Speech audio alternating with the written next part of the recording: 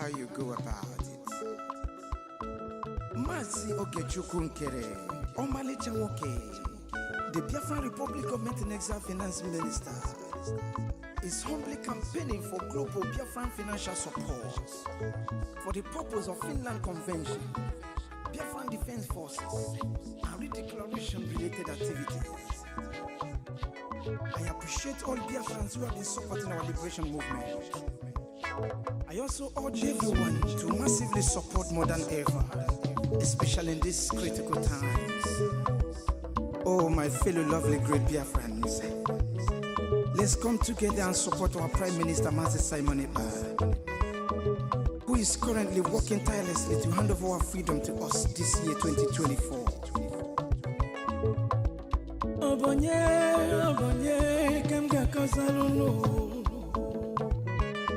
Freedom is coming, yeah, yeah. Yo, yo, yo, yo, yo. Mazi Ogechukwu Nkere. Salute every Biafran, especially. Yeah, yeah. Ogechukwu kama. Ogechukwu kaina yo no no no no no. Ogechukwu kama. Onyamana gidi gidi bakulo munu. Ogechukwu kama. Welu ndidi chukwu kasebele. Ogechukwu kama. Ogechukwu kama. Mazi Ogechukwu Nkere nekelunu. Ogechukwu kama. Ogechukwu kaina yo no no. Ogechukwu kama. Ogechukwu kanyina yo na nyasi. Ogechukwu kama. There is no magic to progress and success in life. Life gives back what you give to it. It takes a man who believes in himself to create wealth. So keep working hard and never lose hope in what you believe in.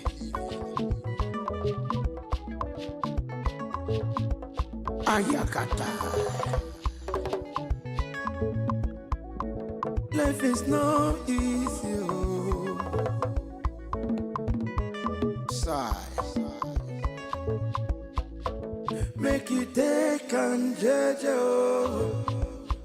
I want to use this special opportunity to recognize great Dim Odumegwu. I can't also forget General Philip Effiong, Okama Daloso, Kamcheta Panomen underground, Umomao Kubigwe, Anyina Fuakolunu, Airborne, de facto government in homeland, GCNIK. A special recognition to every Biafran who have been supporting from day one. May Elohim continue to flourish you in your different endeavors. He says, Mazina Dekano, Ohamadike, one of Biafra, Egadi. The Prime Minister, Obatobie, Ogechukwu Nkere Simukelekio. Wokoma Ogechukwu kama. Ogechukwu kaina yo no no no no no. Ogechukwu kama. Onyamana gidi gidi bakulo munu. Ogechukwu kama. Welu ndidi chukwu kasebele. Ogechukwu kama. Ogechukwu kama. Mama biko yobolisa. Ogechukwu kama.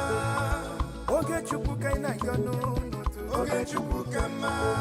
Ogechukwu kanyina yo na nyasi. Ogechukwu kama.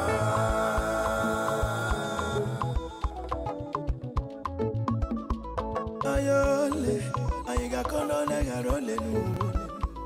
Uwibole, chetakwa na lubofuo. 1 + 1 is 2, 2 + 2 is 4.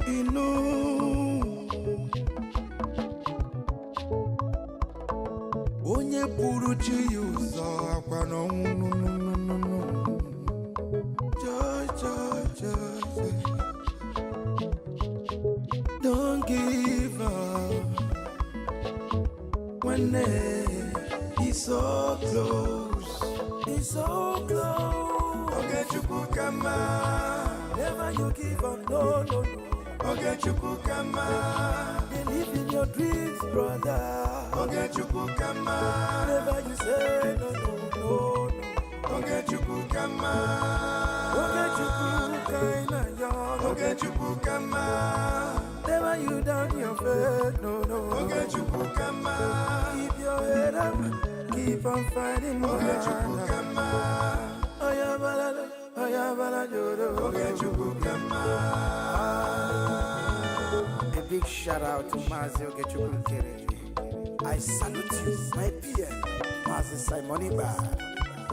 Life is sweet when you're patient. The greatest shout out goes to the media team, great talents. They won.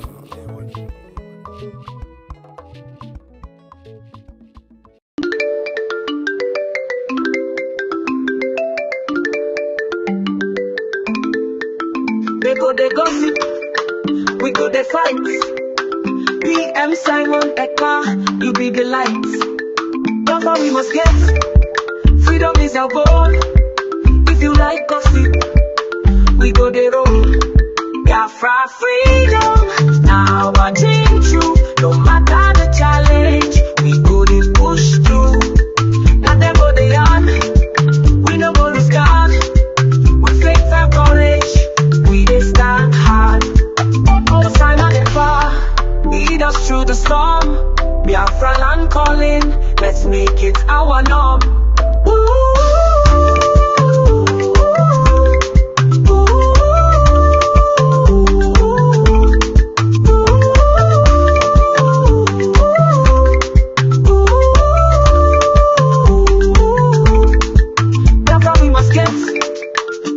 Our goal. If you like gossip, we go the road. Biafra freedom, now our dream true. No matter the challenge, we go the push through. Biafra freedom, now our dream true. No matter the challenge, we go the push through.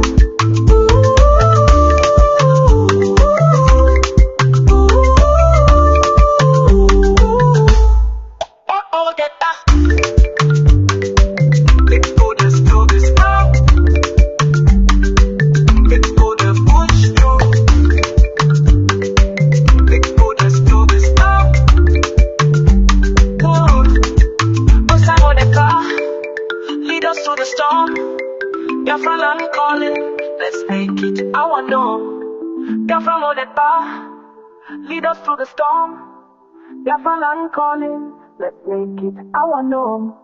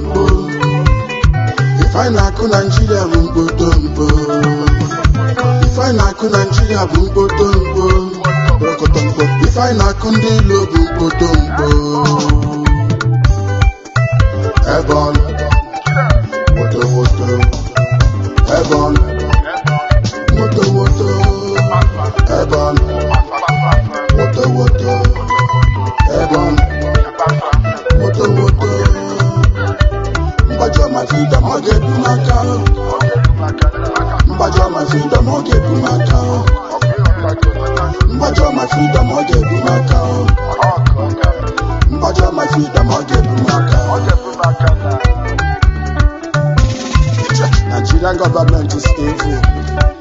It's evil. Nigerian government is a killer. Yes, it's killer. Nigerian government is a murderer. Sure, they are murderers. Monkey carry money, money. Python swallow money, money. What you know go hear? What you know go hear? Everybody quiet, quiet. All the youths are quiet, quiet. Musicians are quiet, quiet. Nollywood are quiet, quiet. Just what government take to me. Nigerian government taking me gun. Simon taking me gun. Akumba walobo. Akum. Onyane kumweli fone me. Oba tokie. New dimension. Yes. Multi-dimensional approach. Yes, sir.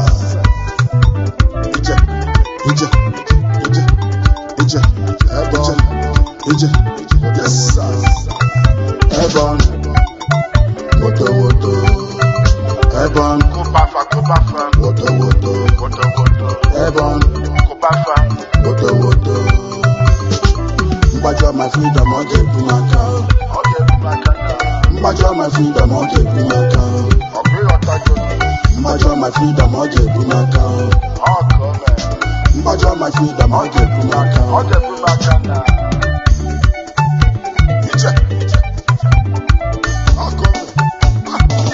For many years you've been killing us.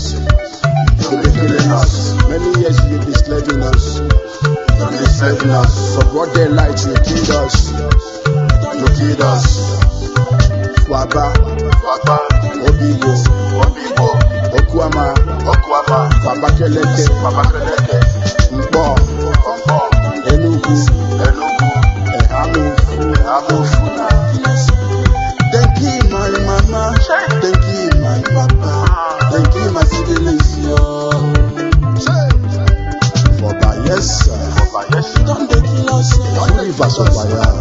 Yes, sir. Don't they kill us? I can make one day I live there.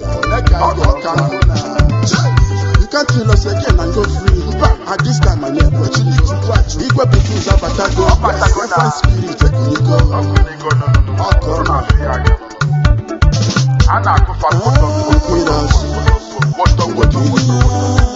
You the pushers. You go push you. You go fight us. We go fight you.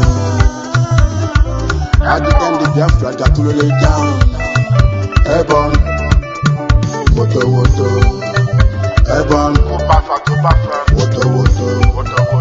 Ebon, woto. Mbajo my freedom, I'll get to my car. Mbajo my freedom, I'll get to my car. Mbajo my freedom, I'll get to my car. Mbajo my freedom, I'll get to my car.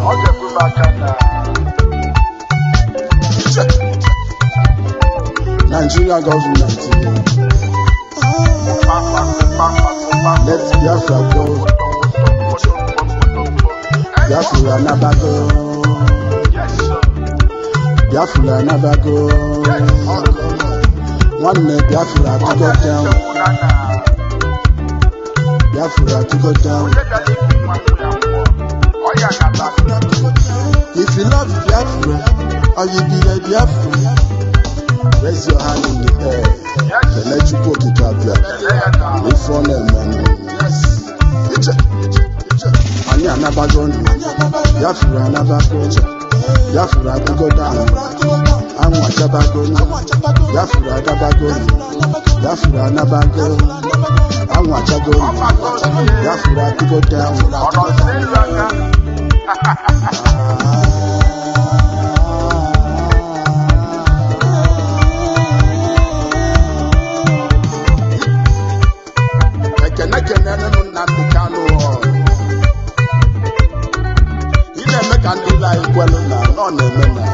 Yes, sir. Salute.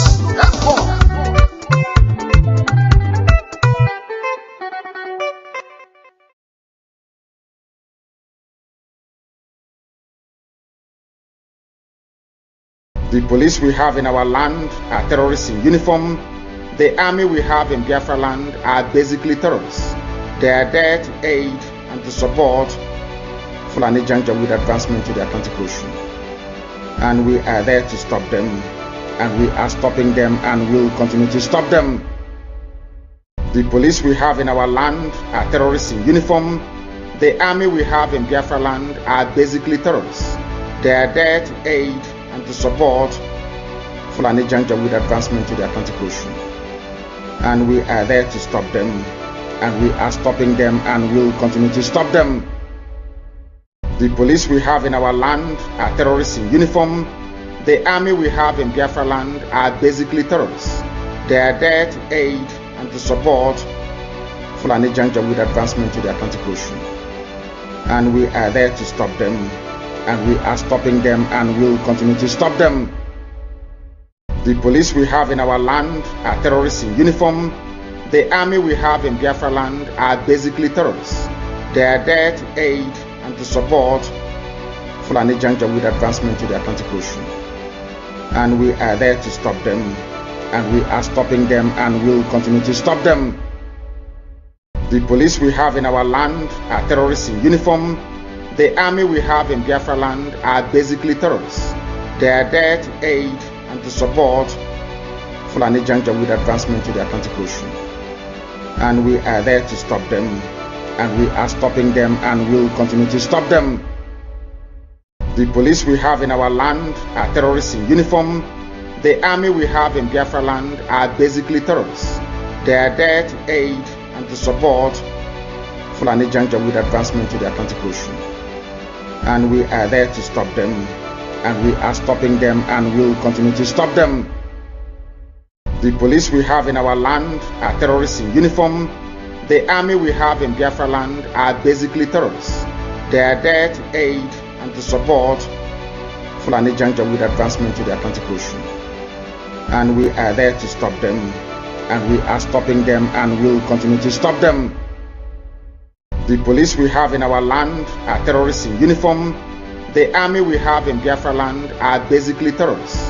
They are there to aid and to support Fulani Janjaweed with advancement to the Atlantic Ocean. And we are there to stop them. And we are stopping them and will continue to stop them. Every one of us must rise up. The armed forces are not neutral.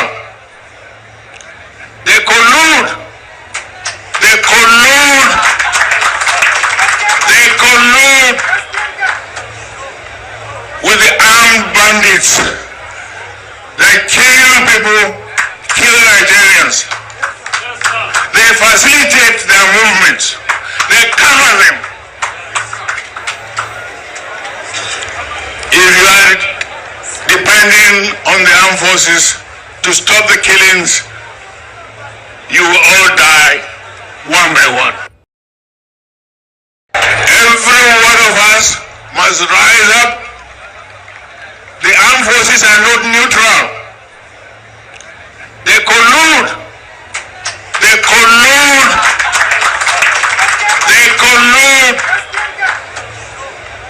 with the armed bandits. They kill people, kill Nigerians. They facilitate their movements. They cover them. If you are depending on the armed forces to stop the killings, you will all die one by one.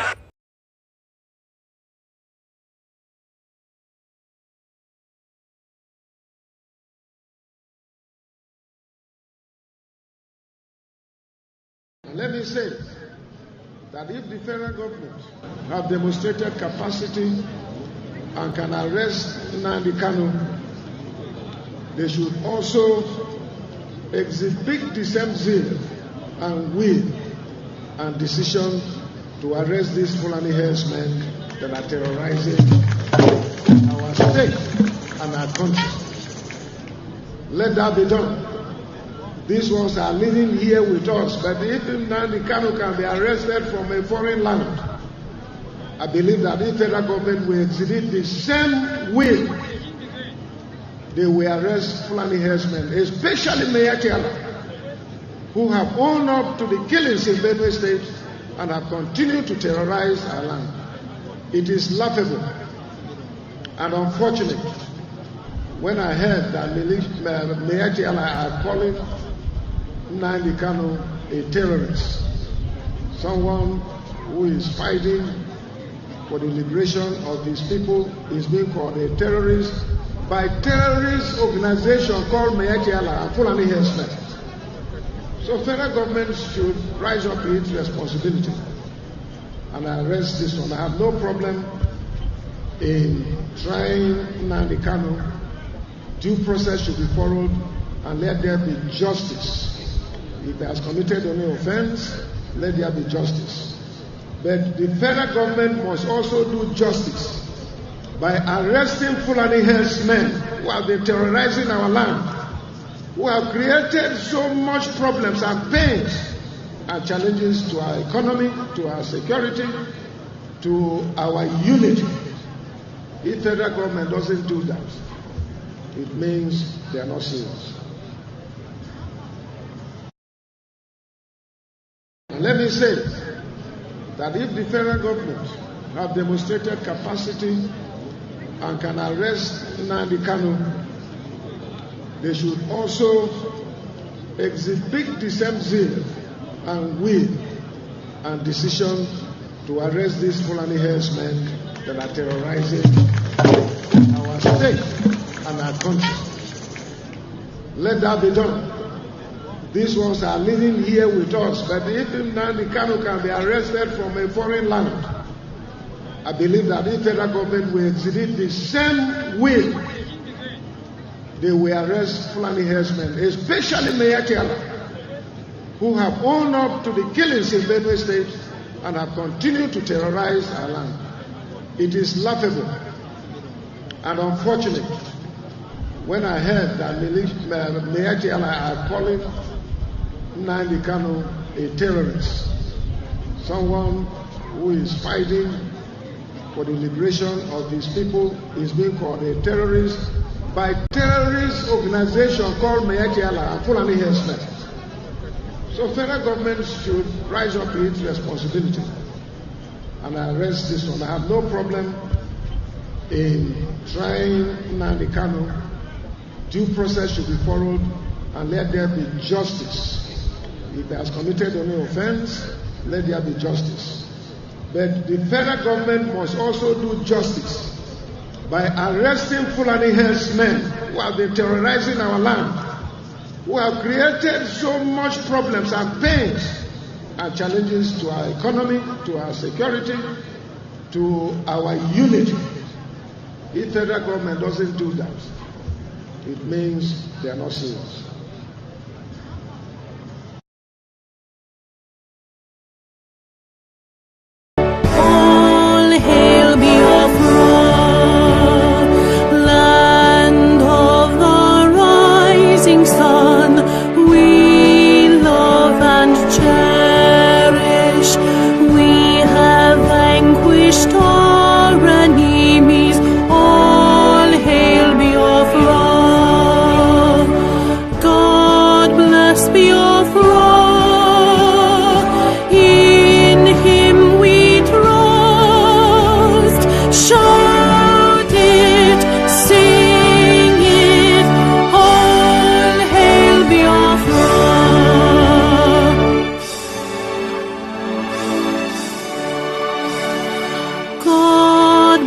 Biafra, we have emerged triumphant from all our foes.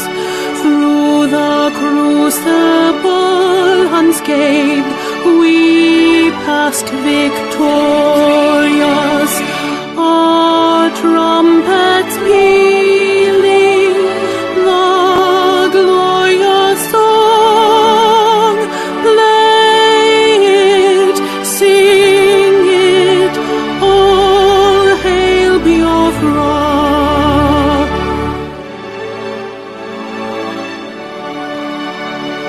Oh, hail Biafra,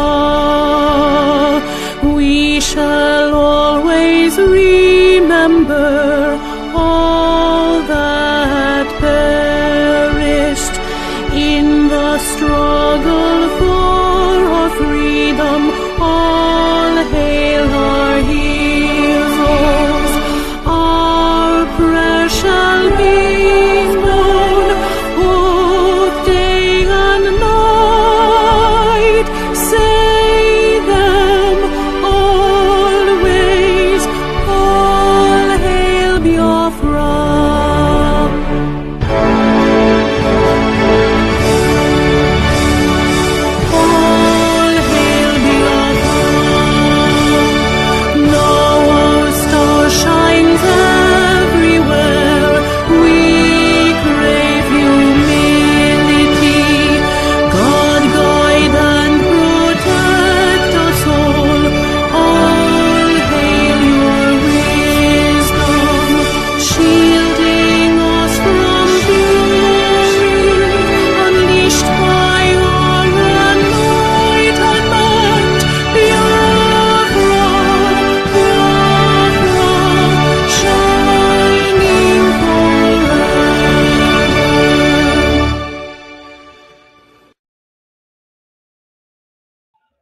I made silence to the following heroes of Biafra in the 10th month.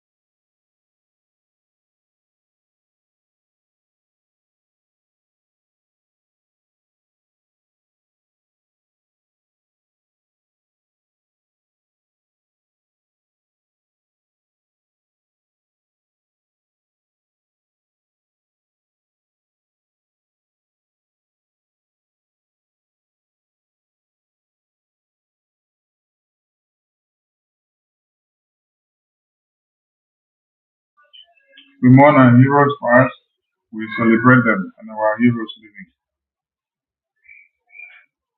Our babies, women, and children, we salute them. All your sacrifices will not be in vain. And to all Biafrans all over the globe that are supporting BRGI to see that the quest for Biafra is not thwarted, your contributions and your immense sacrifices will never be in vain. He said, he said, he said, he said, the God of Biafra will replenish your pocket and increase everything you do so that your fountain will never dry. It will continue to overflow and your system will forever be alive. He said, he said, he said,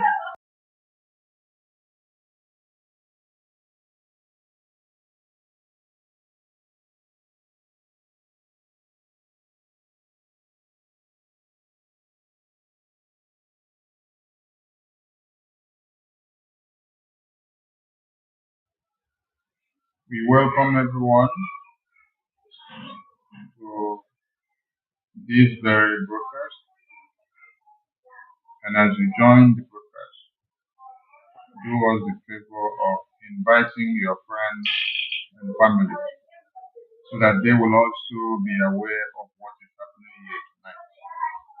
We salute our leaders that have been before us, and we salute those that fought for the existence of mankind so that our babies, women, and children will not be slaughtered in 67 They rather took a stand.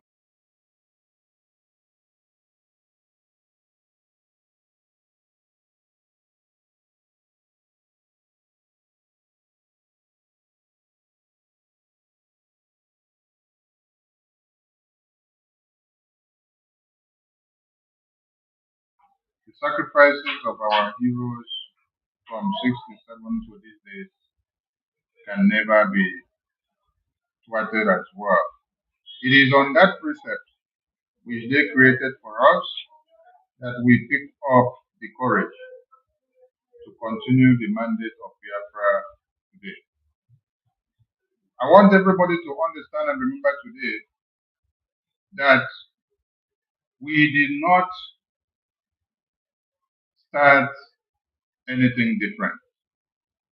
It is that same Biafra that our forefathers and our fathers declared in 1967 when our lives were on the brink of destruction,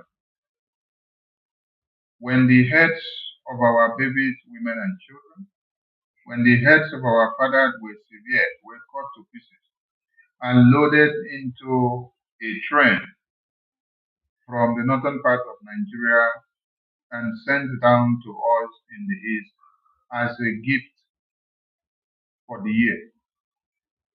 That was the kind of gift that we served to General Ojukwu and Philip Efiong. That was the kind of gift that we served to our fathers, our mothers, and our elders.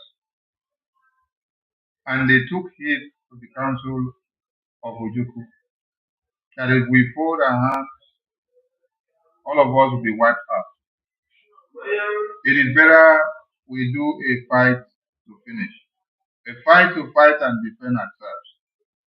That is why some people in Asaba assembled themselves to say they want to welcome the Nigerian military government, Nigerian troops, and they wore white and white. They came in solidarity to welcome the Nigerian military troops as a way of pleasing them and telling them that, oh, we are not part of the secession or the separation of Nigeria. We are not Igbos or we are not Biafrans, so we don't want to join to separate Nigeria.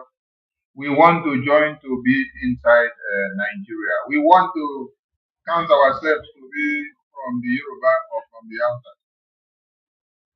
What was the reprisal? The reprisal and the answer from the Nigerian terrorist groups was that they already know you. And how was that language spoken? That they already know you more than you know yourselves. That you are a Biafran by birth and by heritage, is that they line up everybody that came out there to welcome the Nigerian terrorist military and their government. They now segregated the ladies from the men. They decided to kill all the men. These are not men of age 10 and 20. These are men from age 4 going up. They line all of them up and slaughtered all of them. Why? Because they know the power and the existence in the male child of Biafra. They know that we are all soldiers and we should be having lion's heart. They know that when they allow one of us to spring, that offspring will become another danger to the existence of the terrorists. So, the entire whole eastern region, you are all Biafrans, whether you like it or not, you can continue to be stupid. That is your own business anyway. But the Nigerian terrorist government are not stupid by knowing your ancestors.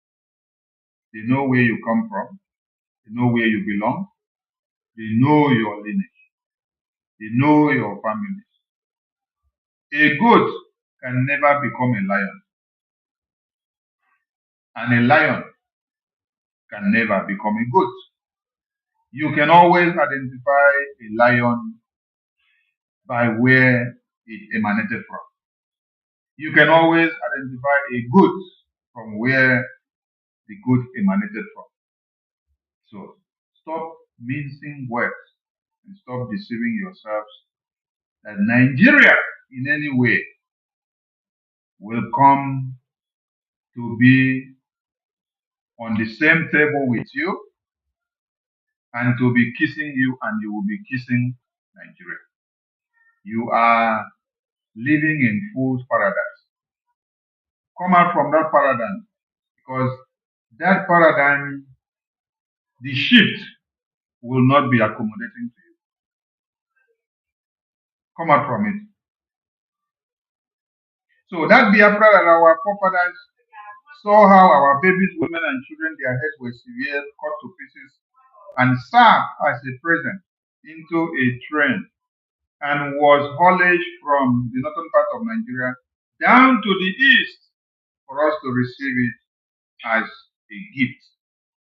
It is that same way that our fathers used that momentum and that synergy to declare the restoration of Biafra, or to declare the independence of Biafra. It is that same synergy, that same pattern, that we have declared the restoration of that very independence. So we've not done anything differently. It is not a new Biafra, no. It is that same Biafra that we died for before. It is that same Biafra that our parents died for before. It is that same Biafra that you see Mazi Nnamdi dying for today. It is that same Biafra that Mazi Monepa is dying for. It is that same Biafra that all of you are dying for. It is that same Biafra that our Biafra defense forces have put their lives on the line for. And no other Biafra. And we will continue until we see that Biafra is fully restored. So anybody that is going wayward, believing that Nigeria will be their savior, is another big fool.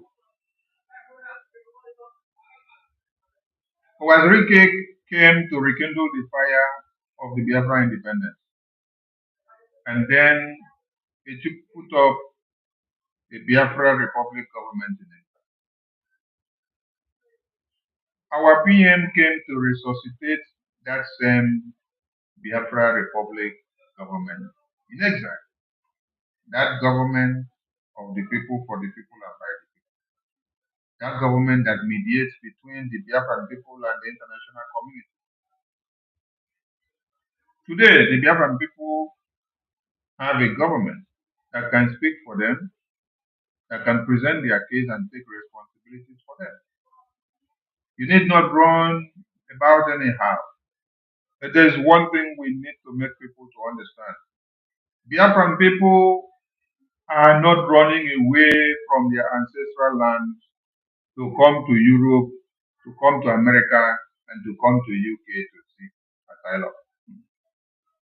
We are not abandoning our land and running down and doing Japa.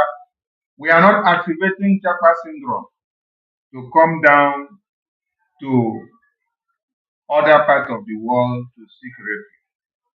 Rather, we have taken it upon ourselves to stand and fight and defend our land and our existence and to take it back. It is only a fool that will run away while a terrorist is coming into your land, and then you run out. You say you want to jump out to America, you want to jump out to UK, you want to jump out to Europe. When you jump out to UK and Europe, today that the UK and Europe and America are deporting people that jump out from Nigeria down to their country. When they deport you now, where will they deport you back to? Will you go back to enter a terrorist IDP camp? Will you go back to go and enter terrorist homes? When terrorists have already taken over your home, there is no place for you to go back to enter. So what you do is to stand and fight. Biafran people who have men and women that have put their lives on the line to say they are ready to fight. They are ready to stand and defend Biafra land. All they are asking you, wherever you are, is that you should send your financial support to them. Send your financial support to them so that they can be able to use it to acquire every logistics that is needed for them to defend Biafra land.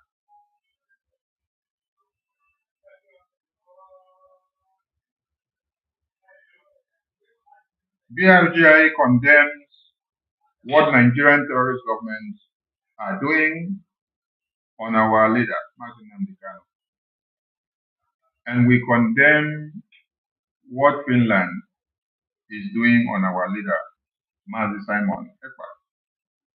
But there is one thing you need to understand, that freedom is not given. You got to fight for it. There are sacrifices that our leaders are paying, which are for all of us to be able to climb on top of the pillar or to get to the pinnacle and destroy and activate some button that needs to be activated. The time is now. The time is not tomorrow. The time is not yesterday. The time is not next year. The time is now. Make use of this ample opportunity that availed itself to activate every button necessary to be able to get Biafra independence restored. And that is what BRGI are doing in Washington, D.C. And that is what BDF are doing in the homeland. BRGI have gone as far as tearing Nigerian yachts to pieces in Washington, D.C. When you listen to our 8 p.m.'s emergency press briefing a day ago or 24 hours ago, he made you to understand that when he is having meeting with Senator Cruz, when he is having meeting with a chairman, House of Foreign Affairs of America, when he is having meeting with the Speaker of America, the number 3 man in America, when he is having meeting with all the lawmakers of America, he is not there to sing the praises of Nigeria. He is there to present the atrocities of Nigeria, of old and new. He is there to tear Nigeria apart. He is there to expose Nigeria. He is there to make the lawmakers of America and the citizens of America to understand what they never knew and what someone has not come to present to them. I want to ask all of you. You sleep and wake up and then you see that Nigeria and their Senate and their lawmakers and their government are running up and down, crying, gnashing their teeth, and wailing. Why? Because American lawmakers have picked up on their atrocities, their extrajudicial killings, their kidnappings and maiming, their massacre, their destruction of lives and property, their forceful disappearance of Biafrans, their destructive tendencies on every Christian, their support of the terrorists that have taken over the country. You did not ask yourself a question. Is it a fellow Nigerian who loves Nigeria and wants Nigeria to continue that went to America to destroy Nigeria before America? Is it a fellow Nigerian that wants Nigeria to remain as one? Is it a Nigerian who wants Nigeria to remain like this, that went to meet the lawmakers of America to destroy Nigeria? It can never be. Even the pastors and bishops, the clergymen in Nigeria, who are benefiting from your massacre and on daily basis, who are benefiting from your tithe and offering in churches, then they will be preaching salvation for you. They'll be telling you that salvation and Yehoshua and Jesus is coming a second time. You should come and sow seed. When you sow the seed will transform and change everything. The pastors and the bishops are using your money to buy private jets. They are using it to build schools. They are using it to open companies. They are using it to establish business for themselves and families. They are giving the best of lives to their wives and families and children. From what? From your tithe and offering that they make. It is a very good business. Yes. Church business has been well merchandised and it is a very good business that is giving them a very good monetary value. So I'm asking you, is it a Nigerian pastor? Is it a bishop? Is it a Gadijio? Is it Oyelekbo or Kumuyi? Who sees that when he builds 50,000 auditorium. All of you will come and enter. And then, when you are sowing seed, when you are giving offering, in one gathering, you may have given offering of 1 trillion naira. And then his business is growing, he's making his money. Is it that kind of person that will go to America to destroy Nigeria? No. It is only true Biafrans that want Biafra independence that will go diplomatically and politically to destroy Nigeria. Will go and open the yansh of Nigeria there. He will go and start explaining every atrocities of Nigeria to American lawmakers. And then they will get to understand and know and see what to dig in and get more information. They know how to place sanctions on Nigeria. Why are the Nigerian lawmakers and governors and their ministers and senators crying over the spark of the American lawmakers preparing to place more sanctions on them? Some of you did not believe when BRGI said, we have submitted explosive testimony to the U.S. Congress lawmakers. We have also submitted a proposed deal, economic and defense deal, that will be in support and in response or in exchange for political support to the Biafran people, to the U.S. government. Then, on the 18th, the same U.S. government approved and gave the Biafran people a U.S. first ever congressional briefing. And then you saw them all here in this place. You took them for a joke. You did not know, you did not care to place significance on what they are doing. Do you think that American government will allow anybody to walk into the U.S. Capitol to come and have congressional briefing inside their own Capitol building, where they are discussing, exposing Nigeria, discussing and creating awareness for Biafra, telling people about the emergence of Biafra, and exposing Nigeria at large? Before they gathered here, they have already submitted paperwork to the American Congress before it got to this point of giving them the opportunity to come and use this U.S. Congressional Hall for this conference. You see, some of you took it for a joke. You don't understand the implications, and you did not you did not take it serious. You thought that it is business as usual. So you were all laughing. Eh? You see, had it been that Biafra declaration of 2nd December 2024 was in America, eh?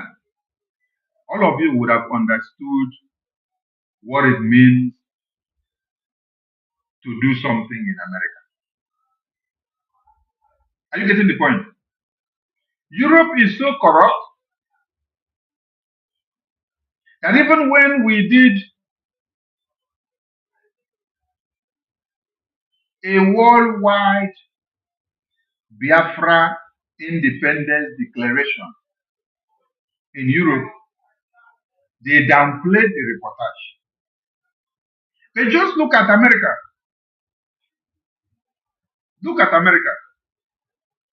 How many congressional briefings have we done in America now? Only one. Only one congressional briefing. we just did one congressional briefing. One. And then, after only one congressional briefing, all the Pandora box of Nigeria are being opened. Now tell me, if we were to declare Biafra in America, in our headquarters office in America, do you know what will have happened by now to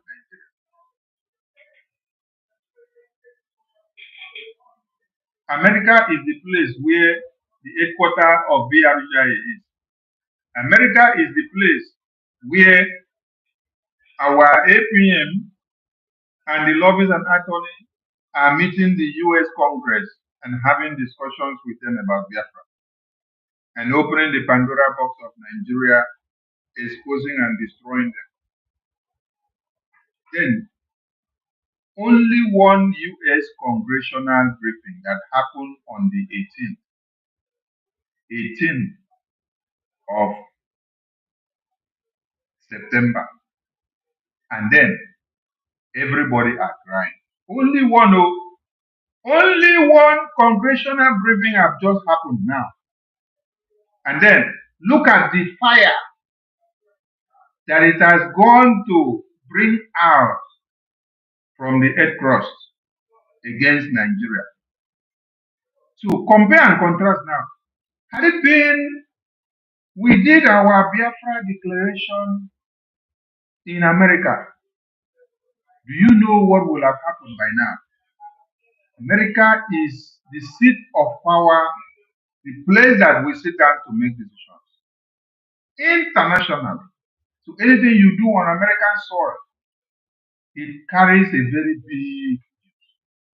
That is why our headquarters in USA is a very big thing, for those of you that may not know. And then the APM has already entered the US Congress. He's there with the lawmakers, putting everything on the table. Then only one US congressional briefing. Nigeria don't scatter. They are crying now. I thought you people said una kidnap Martin Namdekan and also detain imprison Martin Moneba. Okay, now you people forgot to have actually gone for the worst guy, the worst sheriff in town. This is the worst sheriff in town. This is the worst sheriff in town, because you people were actually going for the wrong guy. It's like, okay, make I say something. It's like our PM played you people chess game. Yes. Our PM played you people chess game. He diverted all your attention to Finland. And all of you came to Finland. What power does Finland have to decide the independence of Biafra? Do you know that Nigerian government don't have sense? What power does America have? And what power does Finland have?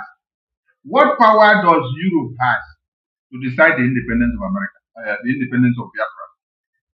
What power does Europe and Finland have to decide the independence of Biafra? Now, this is where the bad guy did. The bad guy did for America. The bad guy did for US Congress. The bad guy did for Washington, D.C. They cook food for Nigeria. Make una carry Prime Minister for Finland. But the bad guy did for America. The bad guy did America. Look at him here. All of you have visited your eye on Finland. You fix your eye on Martin Namdekan.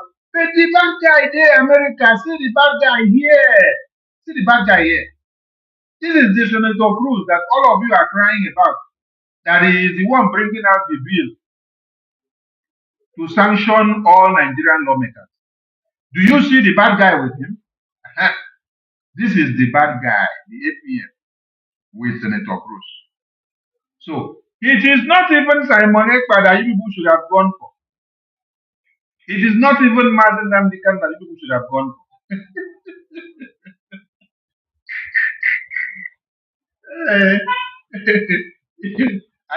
I think we actually play people this one very well. Yes. We play on this one very well and he entered. The bad guy did for America and I ended this. Now from America, everything they happen. You see? Now,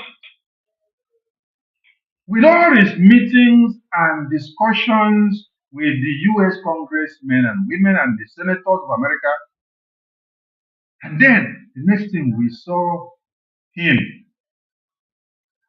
bringing all Biafrans inside US Congress. He's bringing Biafrans inside US Congress. Just look at it. He's bringing Biafra inside US Congress. Where has this ever happened? And some of you don't have sense. Nigerian lawmakers, you don't have sense. You don't have sense. If you say you get sense, if you don't learn something, sense. Some Biafrans are telling you people and Nigerian politicians are telling people that this man here, he don't get anything to offer. Tell me any Biafran that has been able to break through the US Congress to go there and have meeting with them and present Biafra. And then he did not just stop there. Now, he is bringing cross sections of Biafrans inside the capital to come and do what? To come and have a congressional briefing. Look at the flags. These flags here are not Photoshop. These flags here, they are not Photoshop. You have seen him when he went to have meetings with the US congressmen. He snap photo, you see all these flags. You see all these flags. Now, he is not only the person that has entered here now. Some of these Biafrans here, they have stayed in America for the past 80 years. Some have stayed for 50 years. Some have stayed for 40 years. Some have stayed for 50, 20, 25, 10. None of them have had the opportunity of entering this US Congress hall, where they have to stay and make decisions that affect the entire world. But you see, with the emergence of PRGI and with this bad guy that they call APM, he has been able to make many of these Biafrans to make history. For you to make history, to enter this place, to go and be part and parcel of those that are opening the Pandora box of Nigeria. And then today, Nigerian government are crying. Hey, Nam, una do well. APM, the bad guy. Hey, I salute you. You do well. You see, after you went to US Congress with all your meetings and now you carry Biafra go for the congressional briefing. Nigerian government are now crying. And Christians in Nigeria now have hope after many years of the terrorist invasion. Look at the series and chronology of massacre that has happened in Nigeria. Just look at the record. They have not been able to give us record from 2002. They've not been able to give record from 2006. They've not been able to give from 2007. Because these are the time this thing started. They are only able to give record from 2009. And immediately the APM took Biafrans to go and have a congressional handshake and briefing inside the US Congress. The table turned. The table turned. Everything changed. You now see that Nigerian government are now crying. They are crying. Now, I don't know how people are crying. Maybe you people are crying to see how you can be able to kidnap APM. Okay, Nigeria is not like America. America is not like Nigeria. America is not like Finland. America is not like Kenya. America is not Africa. America is not European countries so that will sell their own citizens. If you go to kidnap inside America, hey, you go here when you go here come. This is somebody that is already having direct discussion with all the lawmakers. What do you think that he goes here to do? Do you think that this man go here to go and sit down and take coffee? Nigerian government, do you think that this bad guy, this APM, the bad guy here, do you think that this man go to the US senators and lawmakers of America to go and sit down and take coffee? Do you think that he go there to take photo and then shake hands and then come back? No! These are the mistakes that you are making. You undermine every discussion and meetings and photo that they go and come and snap and give to you. And you think that it's only to go and snap photo. And if it is possible that somebody can just go and walk up to a senator and a congressman in America and say, I want to snap photo with you inside the capital, not in the market square, not along the road or in the street or in the village, inside the US Congress Capitol building. That White House, where you see White House, now there everything they happen. Some of you undermine what he goes to do. You think that he go, he shake hand, he come out, he go, he shake hand, he take photo. He carry this bag, he take photo. He carry this bag, he take photo, he come out.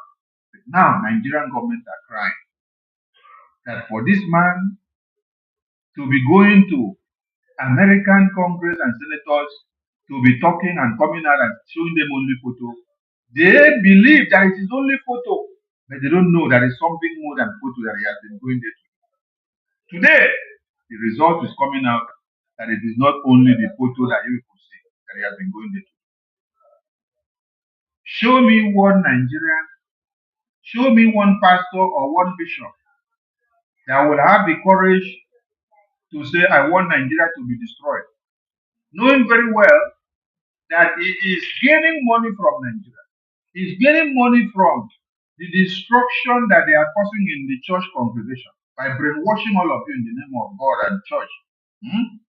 Then you come and put up, they eat the money, they use it to build houses and build everything they want to build.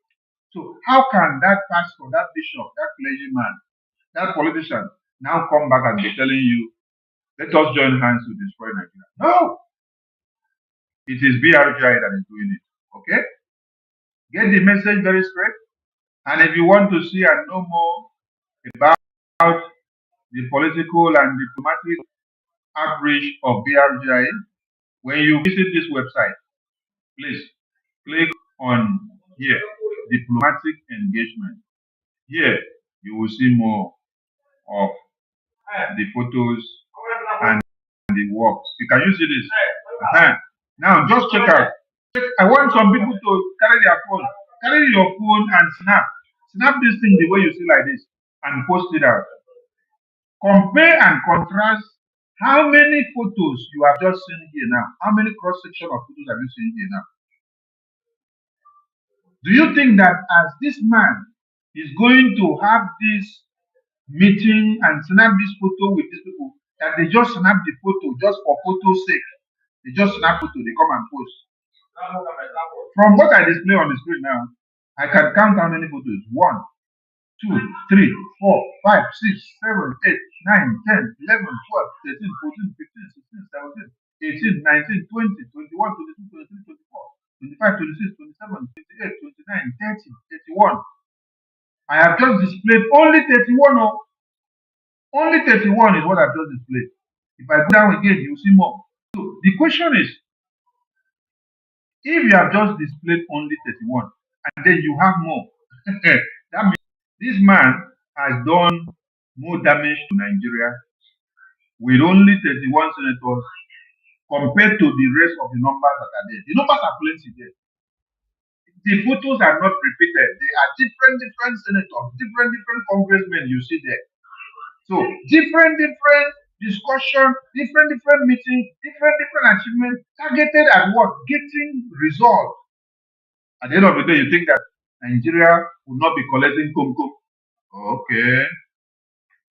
So, having seen and understand all this, now let us go to where Nigerian lawmakers are now crying. They are crying heavily. Why? Because BRGIA has done something here to them. Honestly, they were taking us for granted. We diverted the attention on Mazi Nnamdi. We diverted the attention on Mazi Simon. So they went to imprison Mazi Nnamdi and Mazi Simon, not knowing that where the food is properly cooked to use and destroy them is in America. Now America is talking, and all the lawmakers and government of Nigeria are quaking. They cry now, and their cry is coming out very loud. They are the ones using their mouth to confess now that the cry is too much. We want everyone to remember that we declared Biafra 50,048,916 Biafrans casted their vote. And it was a yes vote to declare Biafra to exit Nigeria. So there is nothing like election of one Nigeria in Biafra land. Anambra is where? Biafra land. Inform everybody on this very day. Inform your friends and families. On the 6th, 7th, 8th, and on the 6th, 7th, and 8th of November, stay clear from where you see Nigerian structures. Stay clear from where they want to do this election, because the Biafran civil engineers, they will be restructuring many structures in Biafra land. They will be restructuring many structures in Biafra land on these days, these 3 days. They will be restructuring many structures in Biafra land. So we are reminding Biafran people, don't be a scapegoat. Don't allow yourself to be used as a victim to sacrifice for Nigeria election, okay? Because the election will not hold in Biafra land. We are creating this awareness now. We have started here in October to create this awareness for you to have like 1 month extra to understand and know that there is no election in Biafra land. There is no election of one Nigeria in Biafra land. Explain to them and let them get the message and let them understand it very well. The Biafra civil engineers will be restructuring some structures on those days. So don't fall victim. Okay?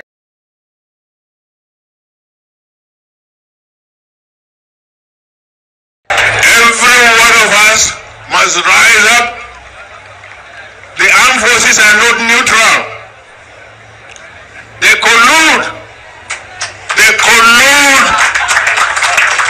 They collude with the armed bandits. They kill people, kill Nigerians. They facilitate their movements. They cover them. If you are depending on the armed forces to stop the killings, you will all die one by one. Every one of us must rise up. The armed forces are not neutral. They collude. They collude. They collude with the armed bandits. They kill people, kill Nigerians. They facilitate their movements. They cover them. If you are depending on the armed forces to stop the killings, you will all die one by one. Biafran people, Boko, stay away from where you have these terrorists present. Yes. Like we said before, those days of the sit at home, you're going to see Biafran civil engineers doing what? Restructuring some structures in Biafra land. So stay clear from there. Now, the photo you see on the screen, before I go to the next thing, the photo you see on the screen is the numbers and names of Christians that have been massacred by the terrorists. They were massacred in Plateau State. So you can see their names there. Read their names there and then go and check. So for the terrorist Nigerian politicians who call themselves lawmakers, who are trying to denounce the news that Nigerian terrorist government massacred their babies, women, and children using the terrorists. Check this name. I want all of you to screenshot this thing you see on the screen. Screenshot this thing and post it everywhere. Screenshot it and post it everywhere. And then go and ask them. What you see there is the Kuka Center Market Foundation. This is where in Plateau State. This is not hidden. It is because of the denial of the Nigerian politicians that has made all these things to have to come out. Yes, all of them have to come out. They have to come out more than before. So just look at how they massacre babies, women, and children and destroy the lives of all these people. And yet, senators, governors, ministers, religious leaders can come out and they want to be politically correct. They want to be politically correct. They want to tell you that Nigeria needs to continue to remain as one. No, can never. So screenshot this and then share it and post it out so that those that are not aware will also see it. Today they would. Here now is a senator lamenting and crying about the massacre. The massacre of their babies, women, and children. While the rest of them are there telling you that it is a lie. We are going to play a video where you will hear the Senate President tell you that somebody and some people actually went to the US lawmakers to tell them bad things about Nigeria. Who are those people? It is BRGI. Those people that went to the US government to tell them the bad things that Nigerian government are doing are who? They are the BRGI. And BRGI are very proud to do it because they have to expose the Nigerian terrorists because they have massacred. They have massacred more than they should have. And nobody was speaking for them. BRGI are taking it upon themselves to speak for them. BRGI has drawn the attention of the US lawmakers to see and to start digging and destroying that very contraption that was set up by Lord Lugard. The very contraption that is fired, but yet they are still using the contraption to destroy the lives of people. So the lawmakers are crying. Let us hear as the cry goes. Tell us they are here, tomorrow they are here. Everybody knows within our area. But we will not see any action taking place.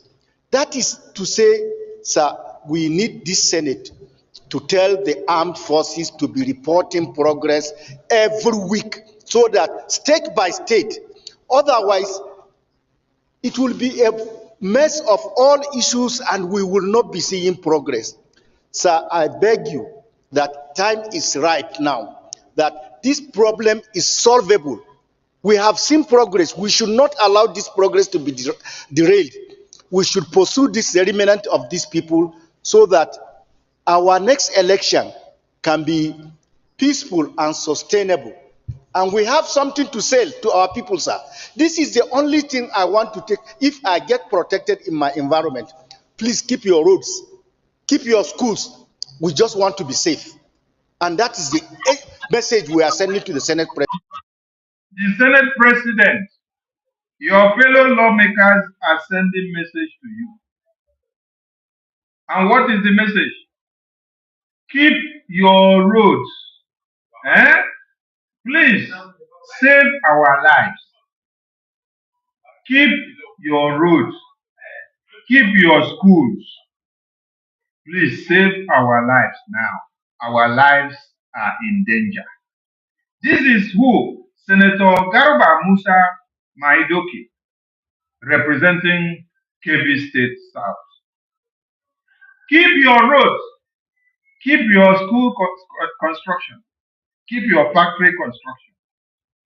Our lives are in danger. All we need is to save our lives now because the terrorists are coming to kill our babies, women, and children. This is one evidence for the US lawmakers to use in filing of the sanctions against the Nigerian state. This is a sitting senator. He is confessing and telling you while the Pandora box of Nigeria are being opened, while all the boxes are being opened in the US Congress. So he is affirming to the fact that everything that we told the US Congress, that it is true.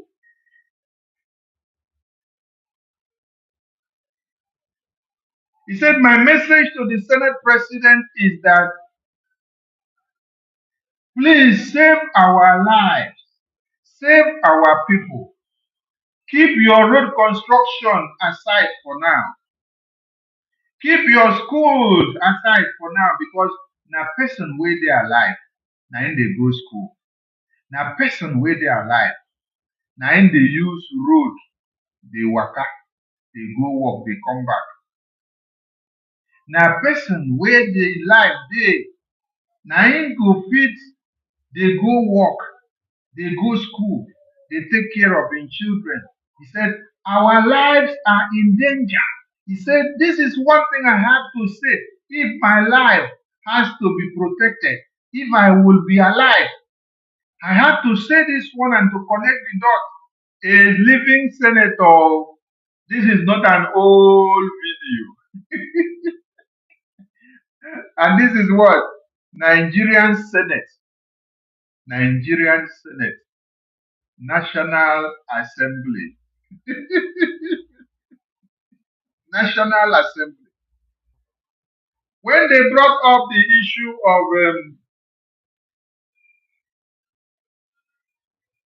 Nigeria on the list of countries to be sanctioned by America, Senate President said, we should have this discussion in a closed door meeting.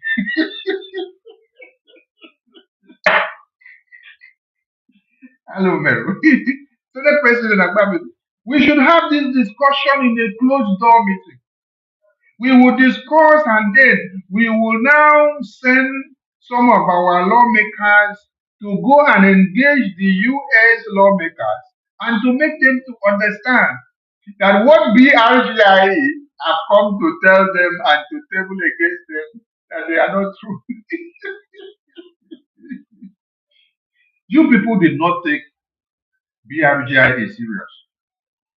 You did not take Okechukwu, the bad guy, with the America, or not take him serious.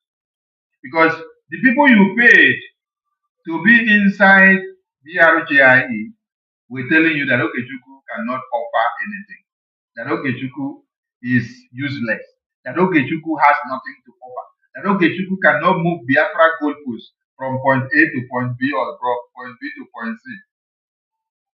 But now I'm asking all of you, how many professors are working with Okechukwu today to be able to enter and to organize a US congressional briefing on Biafra? Did you have any professor working with Okechukwu to make it happen? Did you have any doctor working with Okechukwu to make it happen? Did you have any engineer? Do you have any aeronauts? Do you have any psychiatric nurse?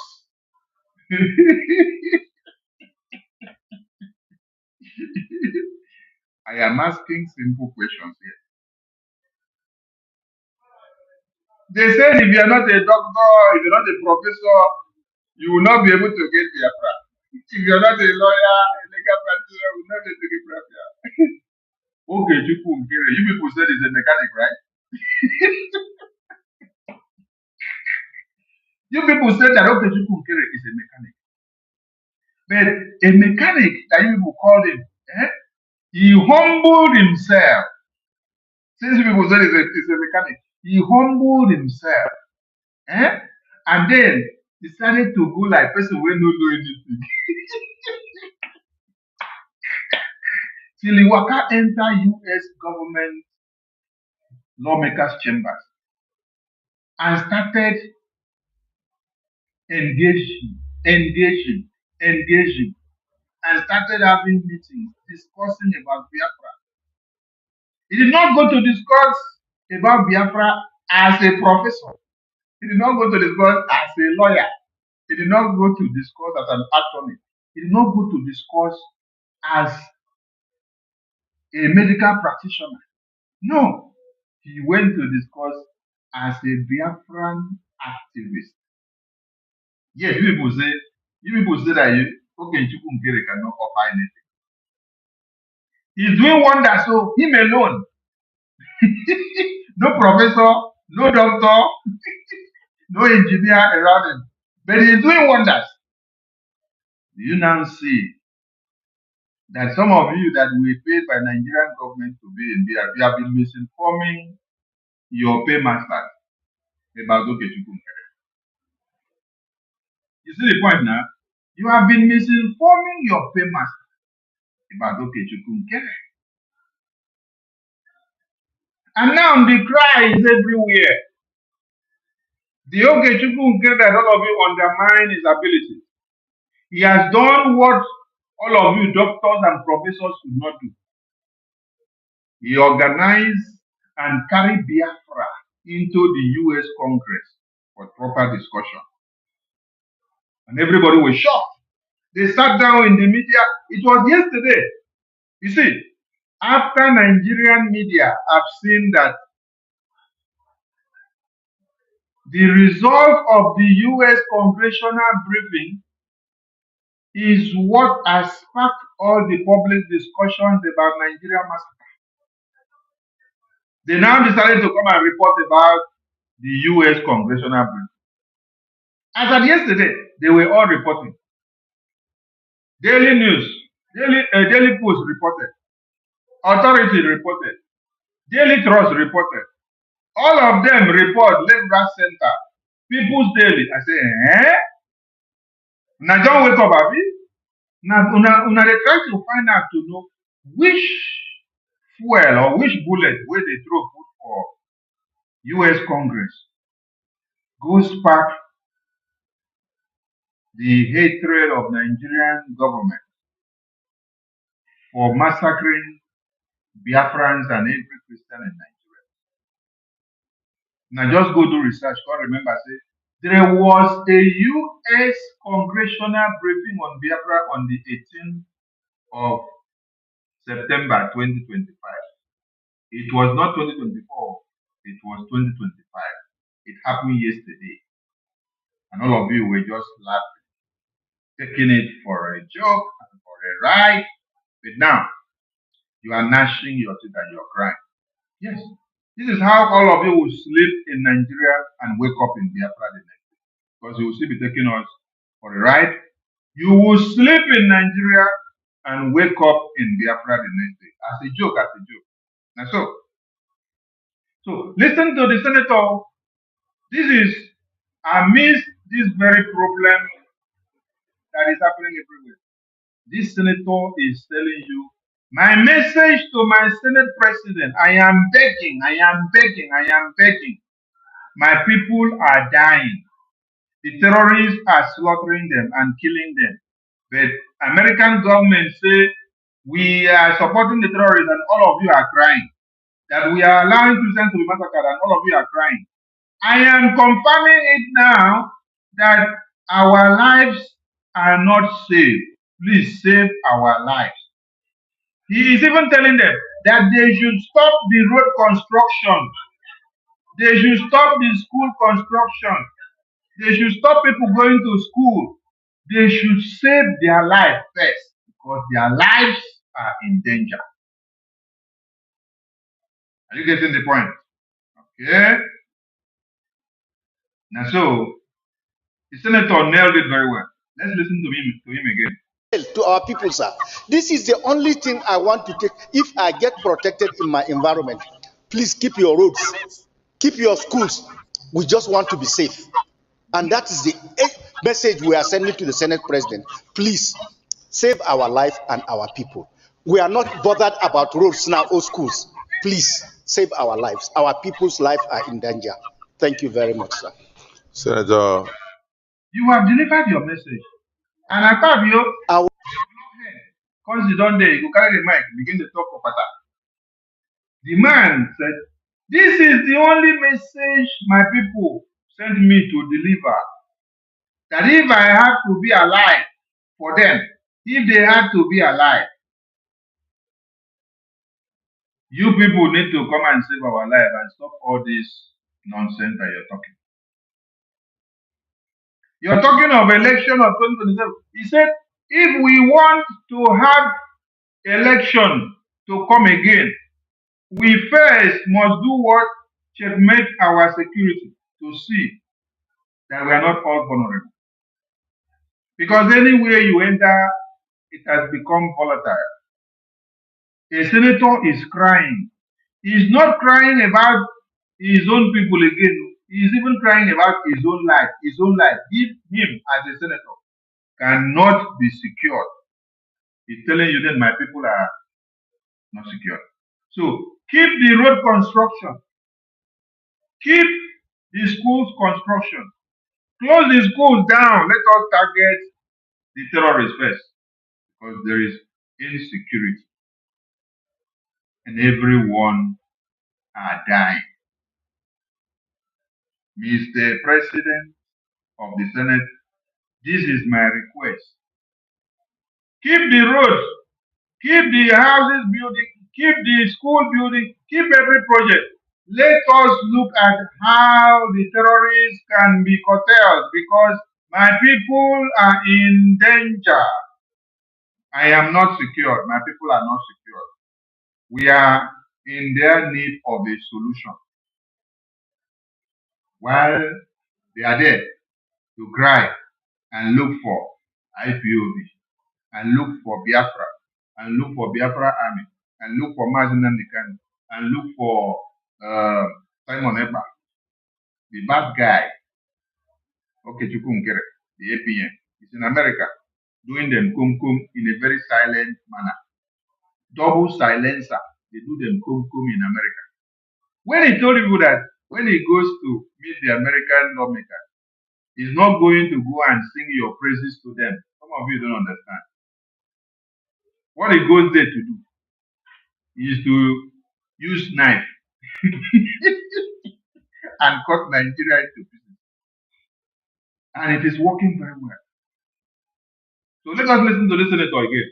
As he cried for help and he's telling the entire Senate that Nigeria is not safe. Oh, he said, my people are not safe. My constituents are not safe. KB's people in KB state, they are not safe. Keep the roads, keep the schools, keep the house first. Let us look into the security because we are all dying. And if we don't curtail the terrorists, we will not have the next election again. And Nigeria will not exist again. We are already destroying Nigeria for them. So let them use their mouth to affirm it for us. You see, the kidnap of Mazi Nnamdi Kanu was the sweetest thing to Nigerian government. And it was the worst thing they did to us as Biafra. And we have made his kidnapping now to become the worst thing that they did against us. Yes, because back home, we are showing them pepper. Yes. And in diaspora, they are now crying about our activities in diaspora, while they also cry about our activities back home. I want everyone to understand that we are fighting for freedom. We are not a sovereign state yet. We are not a properly democratized government yet. We are freedom fighters government. Okay? So we need to do some things differently. Yes. That is why you don't expect us to jump when others are jumping. You don't expect us to clap when others are clapping. You don't expect us to shout when others are shouting. We need to use a different tactics and modalities that will work for our own cause, because our own cause is different. That is why when we go to the US Congress, all of you will open your program and be saying, it is propaganda, it is propaganda, it is propaganda. We just kept quiet. Did you see me come to the media to come and start debunking all of you? Did you see me do programs to come and start debunking all of you for saying that the US congressional briefing was propaganda? Some of you said we rented US Congress room. How can you rent the White House? How can you rent the White House in America? Some of you said we rented that house. We rented the building to go and do the briefing. The next thing some of you were asking, you say, where is one senator there? You don't see one senator there. You don't see one senator there. But you saw the name of senators on the table there. You saw their name tag that they were supposed to be there. Is it not senators that approved that congressional briefing? Is it your father or your mother or your children that approved the congressional briefing inside your bedroom? Did we have the briefing in your bedroom? No. The briefing was done. The briefing was done in the US Congress. Okay?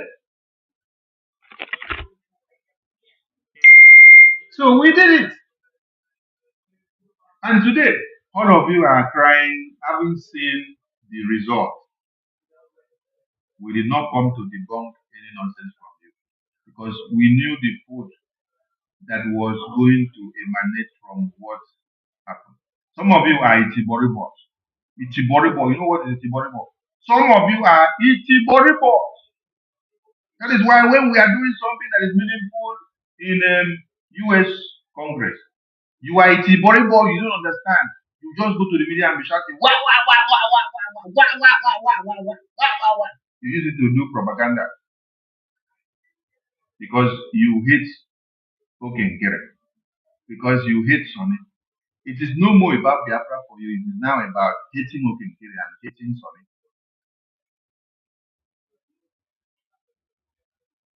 For you to understand that I don't hate any of you.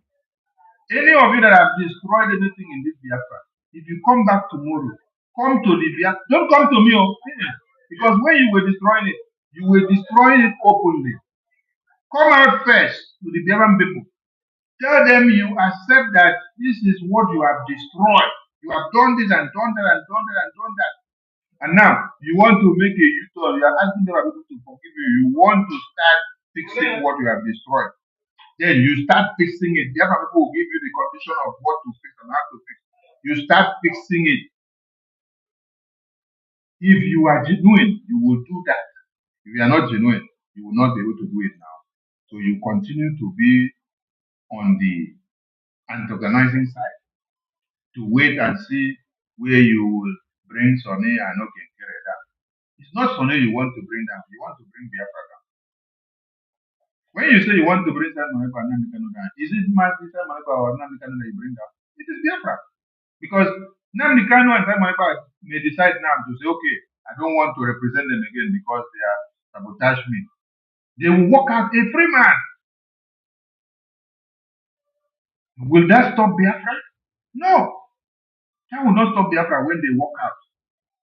So the Biafra issue now will still come back to your head, to your shoulder. You will still continue to bear the brunt of Biafra. Yes, because you carried it and decided to. So everything that the enemies will be doing will still be falling on you. So don't think that you are destroying Sonny or OK or APM or PM or Onyendu. No, you are actually working against Biafra.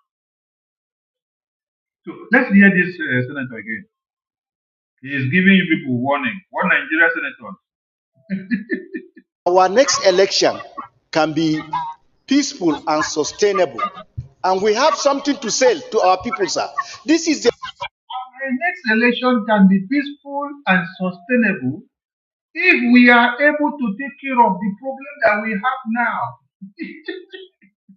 And if we cannot take care of that problem, then that means there is no sustainability and possibility of any election. This man is actually telling them what they are supposed to take for more. But will they take it home? They may not. He's telling them what they're supposed to take home. This is a take home assignment for all of them. Our next election that we are shouting to the bush, shouting this, shouting that, may be peaceful and successful and possible. So it is a may. That is, he's speaking on probability. The probability that it works is zero for now. And the probability that it doesn't work is not close to zero. There is uncertainty in what he's saying. So it may work, it may not work, because when you don't meet the criteria for it to work, why would you now be hoping that it should work? So you can see the expression from this senator. You see the expression. The man is in a very frail situation, considering the havoc of the terrorists that has happened to his people and his community recently. So, no be this man they talk so as you see him. Now another thing they talk for him body because the man is confused. He's telling you that Nigeria is finished, that we are all in one chance. When they shout election. Our next election may hold and may not hold. If this terrorist invasion and everything that America are talking about, we are still ignoring it. The terrorists may invade this Aso Rock and invade this Senate House one day and take all of us. Because if they have already taken our people from their community, we that are seated down here representing them, that means we are not safe. So for us to have, if there is a possibility of the so-called election that you're talking about in this chamber, for us, let us go and fix the security first. So that means the American lawmakers are right. Can you people pamper and embrace and sing praises and dine with the terrorists? So let's see if you people can go and fix the terrorist agreement to stop massacring Christian babies, women, and children first before you can be able to have a different negotiation.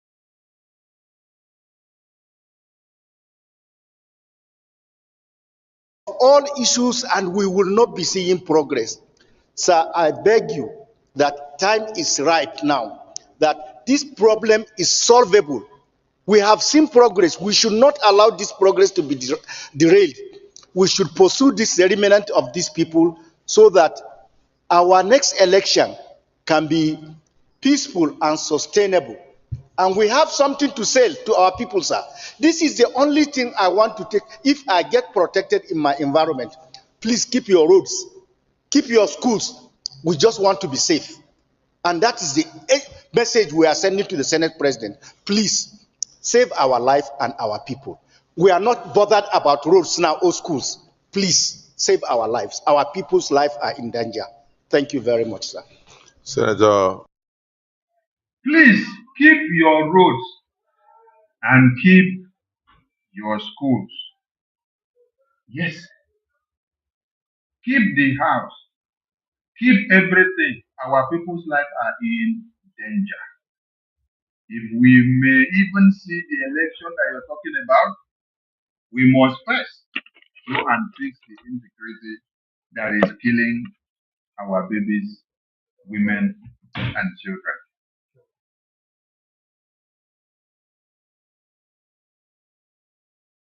Allow this progress to be derailed. We should pursue this remnant of these people so that our next election can be peaceful and sustainable. And we have something to sell to our people, sir. This is the only thing I want to take. If I get protected in my environment, please keep your roads, Keep your schools. We just want to be safe. And that is the message we are sending to the Senate President. Please, save our life and our people. We are not bothered about roads now or schools. Please, save our lives. Our people's lives are in danger. Thank you very much, sir. Senator. Message well delivered. Their people's lives are in danger. Yes. But now, let us go also to hear the cry of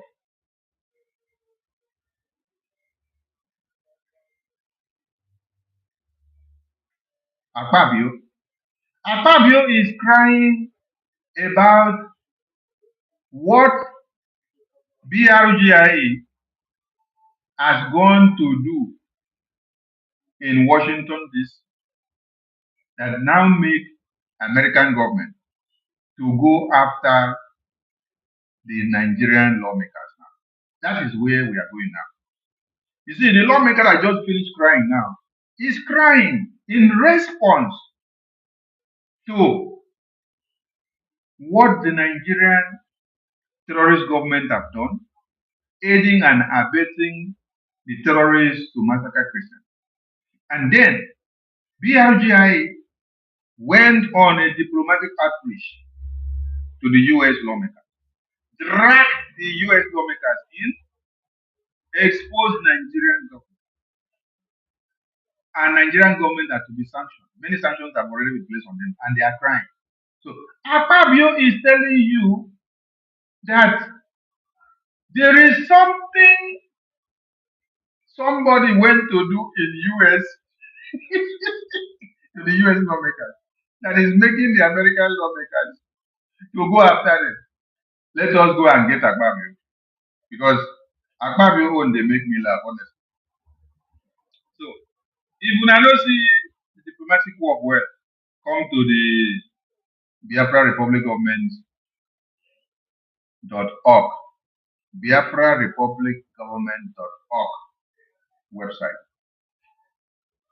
That is where you will see, let me put here, Biafra Republic Government.org. That is where you will be able to visit and see all the things you see on the screen.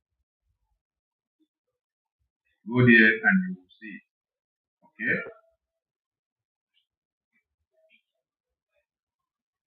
Biafra Republic Government.org. Go there and you will see all these photos that you are seeing here.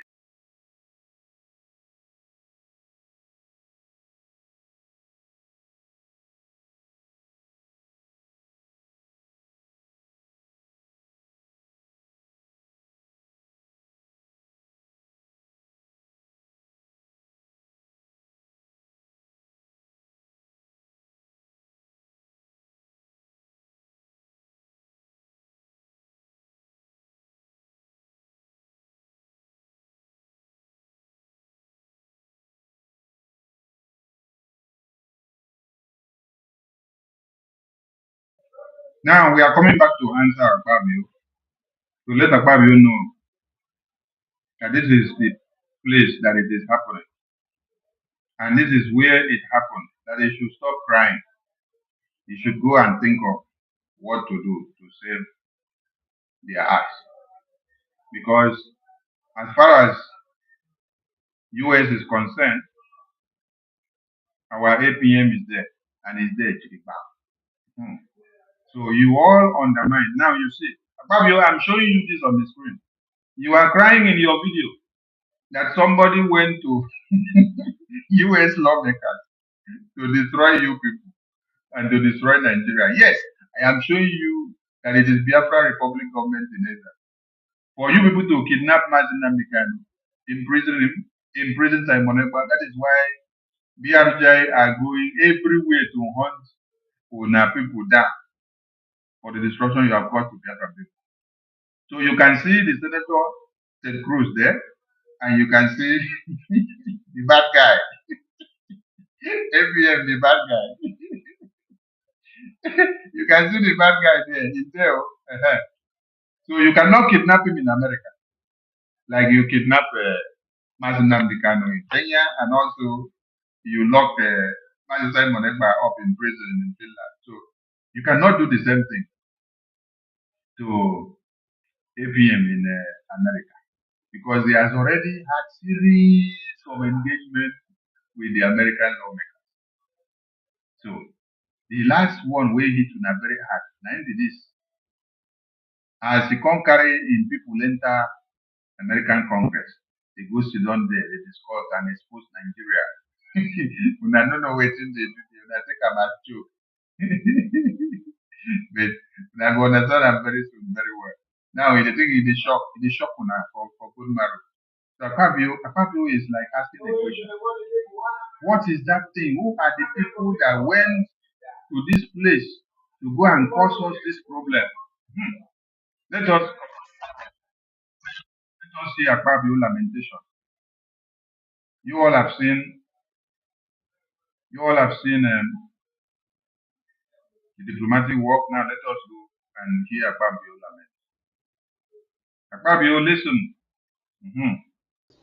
Somebody suggested that we ought to have gone into executive session to discuss this, but I don't think we can win. No group can win any discussion on this because it depends on the state you are looking at. If terrorism occurs in a Christianly dominated state, most people that will die there will be Christians. If it occurs in a Muslim dominated state, most of those who will die there will be Muslims.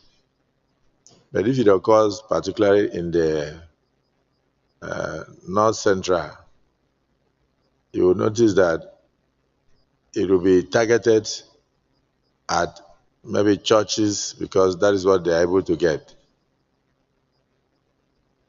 And then at the end they will say, oh, it's Muslims that kill Christians. If it happens in somebody suggested that we ought to have gone into executive session to discuss this. I want to start analyzing the point that Akpabio is making here from the beginning of this speech. And I want you people to understand something. Anytime Akpabio is opening his mouth to speak, God uses his mouth to expose many atrocities of Nigeria and many atrocities of the very government which he is part and parcel of. Now let us listen to what is going to analyze now, what is going to say about when the massacre happened, if it happens in the north, how they will target the church, and everybody will have the conclusion that it is a massacre against the church.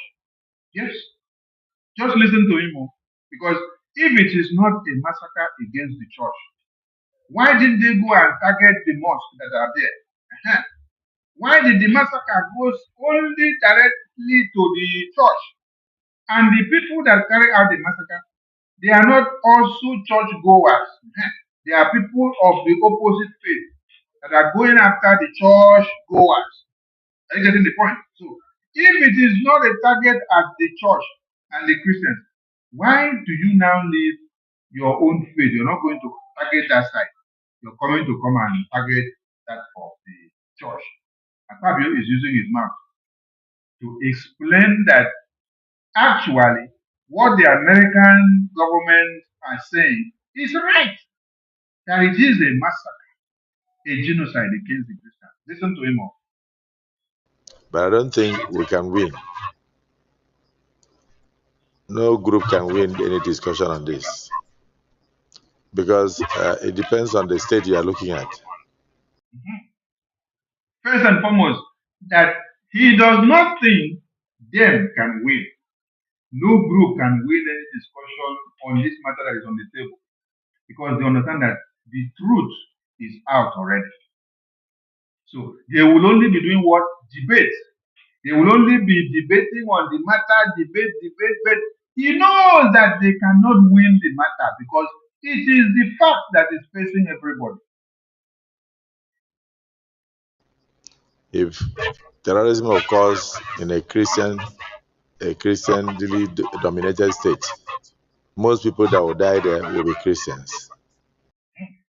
If terrorism occurs in a Christianly dominated state, most of the people that will die there will be the Christians that are available there. And the question is, which people will carry out the terrorism in a Christianly dominated state? Fellow Christians of the same faith will not wake up and decide to use knife and machete to cut off the heads of their babies and women and children and the head of their pastor and bishop inside their very church. No. So the very fact that you have made is that when terrorism, so the terrorists are not from that same church. The terrorists come from afar to commit the crime in the Christianly densely populated state. So, point number one, you have established the fact that it is only when terrorists comes in to commit acts of terrorism there that they will be massacred and targeted against the Christians, and the Christians will be the casualties. Point number one, you have validated the American lawmakers. You have validated BRGI for the petition we submitted against people in America. If it occurs in a Muslim-dominated state, most of those who will die there will be Muslims. If it occurs in a Muslim-dominated state, those that will die there will be Muslims. The question I ask is, will fellow Muslims of the same faith stand up and carry knife and start cutting the head of fellow Muslims for no just reasons? It must be an alien or an alien faith or religion that will decide to come and invade the Muslim faith to start cutting their heads off, right? So that is what act of terrorism. So a terrorist must come in to commit an act that is alien to the people. That makes it what? Terrorism. Akabio, God bless you. Because anytime you open your mouth to speak on this great chamber, you are destroying Nigeria and validating everything that has been said about Nigeria. But if it occurs particularly in the North Central, you will notice that it will be targeted at maybe churches because that is what they are able to get. Very good. If it happens in North Central, the target will be the churches because it is the churches that will become vulnerable. Akabio, God bless you for validating our petition. The lawmakers of America are right. So when it is happening in the North Central, because the possibility of Christians becomes 200% available, and they are peaceful, they don't go to kill somebody. So those that want to come and kill them, when they start the terrorism, the people that they will look for to kill is the Christians because they see that that is where the Christians plenty and they don't have the lifestyle of carrying machete and knife to go and cut babies on the neck and kill people. So the terrorists will go and target them. They will not go and target other people that they know can meet their match.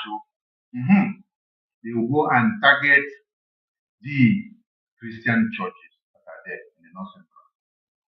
Akabio is helping the subject matter very well. And then at the end they will say, oh, it's Muslims that kill Christians. If it happens in Kano or Borno, they will say Christians kill Muslims. So the way the whole situation is that we still need to go into executive session and get a date for our security summit, so we can have close discussion on these matters. The What is happening in the United States? The cry of Ababio is going to start here now. In the last one, he said he liked there. He said when it's happening in Kanu and happening in Bonu, they will say it is Muslim. No. When it's happening in Kaduna and happening in Borno, you see that the people that they massacre are Christians. They will not go and massacre the Fulani terrorists. There's one thing people need to understand here.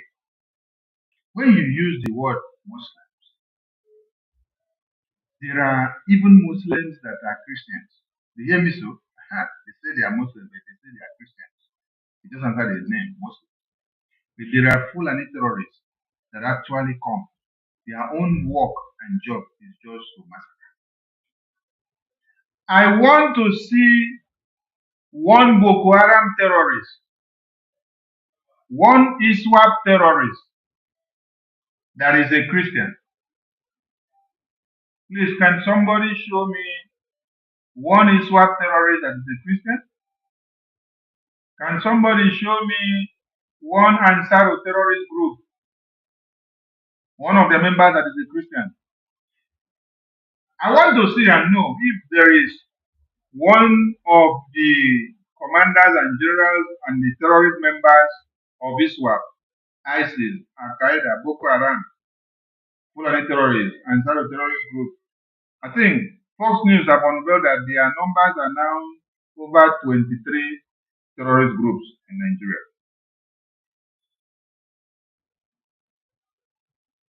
And they did not count you as a Biafran inside as a terrorist group. International community are assessing the terrorist index in Nigeria. And you as a Biafran is not mentioned there. The Nigerian government says you be terrorist. Why? Because you are fighting for independence. The Boko Haram terrorists now, the entire terrorist group now, the Fulani terrorists that they say they are just bandits that are killing people, cutting off people's heads. Nigerian terrorist government are not calling them terrorists. So from what Akpabio said, I want Akpabio to show me one Boko Haram terrorist member that is a Christian, one Ansar terrorist group member that is a Christian, one Fulani terrorist group member that is a Christian, one ISIS terrorist group member that is a Christian. I just want to see. I just want to see so that I can use it to now respond. Can you find any of them? If there is, if there is, if there is, if there is,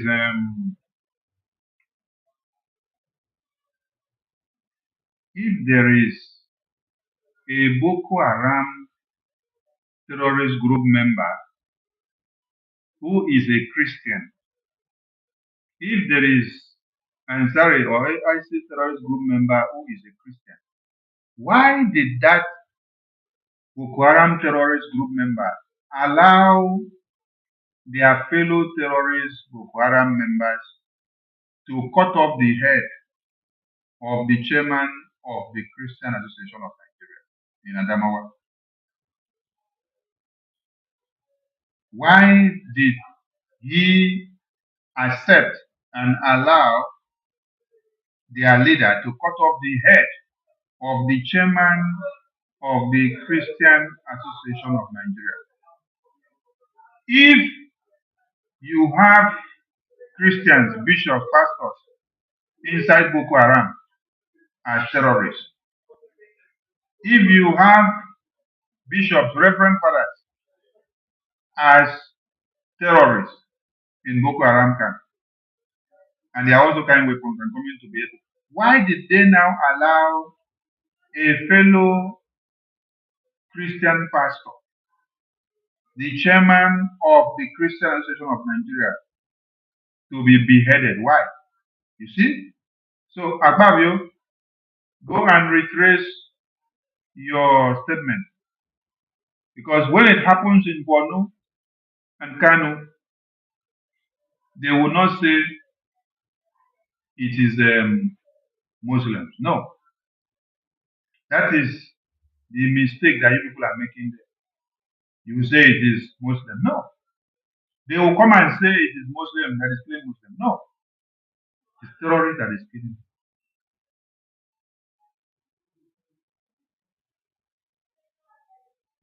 I have not seen anywhere where Boko Haram terrorists and Ansar terrorist group, ISWAP terrorists, bring a video or make a publication that they have cut off the head of one imam. I've not seen it. If you have seen it, please let me know. Send it to me. I want to see it. If there is any evidence, publication, or video where the Boko Haram terrorists behead one of the teachers that they have in their Islamic schools, I want to see. One of the clergymen that used to teach them, like Gumi, like Sheikh Gumi. I want to see if there is any sheikh that Boko Haram terrorists have cut off his head in Nigeria. I want to see. This is what I want to see. When you see it, you have factual evidence to say, okay, this is not a genocide. This is not a fight targeted at Christians or to eliminate Christians. If you can show me just 5 heads of Sheikh Gumi Kaim that has been taken off by Boko Haram terrorists, just like they have taken off the head of many Christian Association of Nigerian officials. This one you see on the screen is a chairman of the Christian Association of Nigeria. Chairman, this was in 2020. Chairman of the Christian Association of Nigeria. They cut off his head. They make the video and show you the video that they have cut off his head to send a message to the Christians that Nigeria is not for you, that you should leave that place. So if you can show us a video of it, very good, and then it will be very, very fine for us to use it as evidence. So let's go back to Akpabio. Is of concern to Nigeria. Akpabio said the issue of America is of concern to Nigeria. What is the issue of America? The lawmakers of America standing up now to drag Nigerian government for their complicity in the massacre and the genocide of Christian babies, women, and children, and men. That is where Badu is talking now. Listen to him. He said, the response of American government to the massacre of Christians is of concern to Nigeria. He is speaking now as the chief of the lawmakers of Nigeria. Let us hear what he's going to say. What is happening in the United States is of concern to Nigeria. It's of concern to the Christians. It's of concern to the Muslims. Oh, so it's of concern to the Christians. It's of concern to the Muslims. So, for those of you that does not know or may not know what he's talking about, this is what he's talking about. Where is the bill? This is what he's talking about. The fear of BRGI and what BRGI have done to them in US is what they are crying about. So he's now telling you the response of American government, the American senators, against Nigeria on the massacre of Christians, babies, women, and children and men, that it is of concern to them, the Nigerian lawmakers. It's high time they sit down to see what they want to say. And it is important to the Christians. It is important to the Muslims. So I just want you that is just joining us. If you don't understand what Senator Fabio said, the issue of America is of concern. Hey, this is the issue you see on the screen now. That Senator Ted Cruz is raising a bill to sanction all the Nigerian terrorist criminal officials. for aiding and abetting the genocide of Christians by supporting the terrorists and sponsoring them and taking care of them, even paying them, even reintegrating them back into the army, the navy, the air force, the police, and everything. Because the moment they bring sanctions will breed poverty. Now, do you now understand? Akpabio understands the importance and the intricacies and the phenomenal stand of the sanctions that BRGIE we're talking about now. When we told them that we have submitted petitions to the US Congress, or we have submitted testimony to the US Congress to do what? To sanction Nigerian officials. This is it. This is it. Can you see this? BRGI called for sanctions on Nigeria. And Finland. The acting Prime Minister provides explosive testimony to US Congress, urges the release of Kanu and EPA. And then we said Nigerian government should not, American government should not take it lightly with Nigerian government, and they should be sanctioned. Okay? BRGI calls for sanctions on Nigeria, Finland, and Biafra. Precondition. The acting Prime Minister of BRGI, Chukwumkere, submitted historic congressional testimony to the U.S. Congressional Tom Lantos Human Rights Commission in response to the June 24, 2025 congressional hearing, Transnational Repression, Trends and Policy Approaches. Mr. Nkere submitted the testimony in his personal capacity as a Biafran American political and human rights activist. This is the first time in history that such congressional testimony has been submitted on Biafra. And the key point to dig into this testimony was what? Was Nigeria. We are not going to fight Biafra now. We are going to fight Nigeria for them to allow us to be free. We are fighting against Nigeria to allow to let us be. So when Biafran people submitted this testimony to the US Congress, calling for the sanctions on Nigerian officials and their government, people were not taking it serious. People were laughing.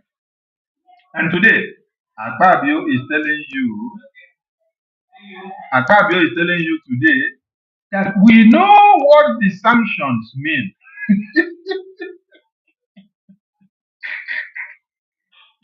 Oh my God. Akpabio is comparing to you. He said, we know what the sanctions mean. We know what the sanctions will bring to us. The sanctions will bring poverty. It will bring hunger. Are you getting the point? Let us go back to Akpabio so that we get his message very well.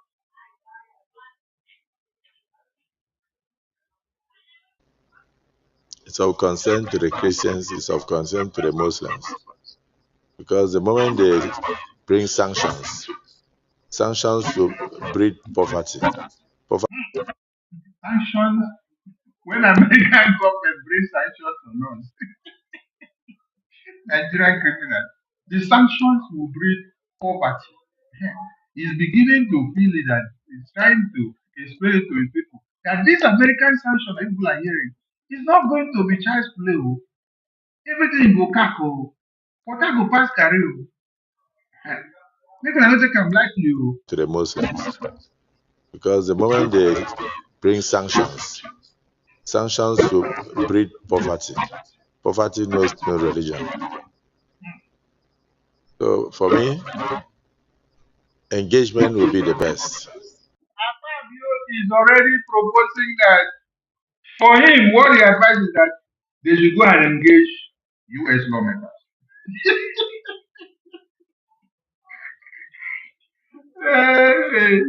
Now, one way engage US lawmakers. You cannot engage Tinubu first to release Martin Namdekan. That is where your engagement should start. Because you people don't seem to identify your problems. Your problems are not far-fetched. Your problem started the day you kidnapped Martin Namdekan as Nigerian government. And as you kidnapped Martin Namdekan, that is why the other people have gone kaka.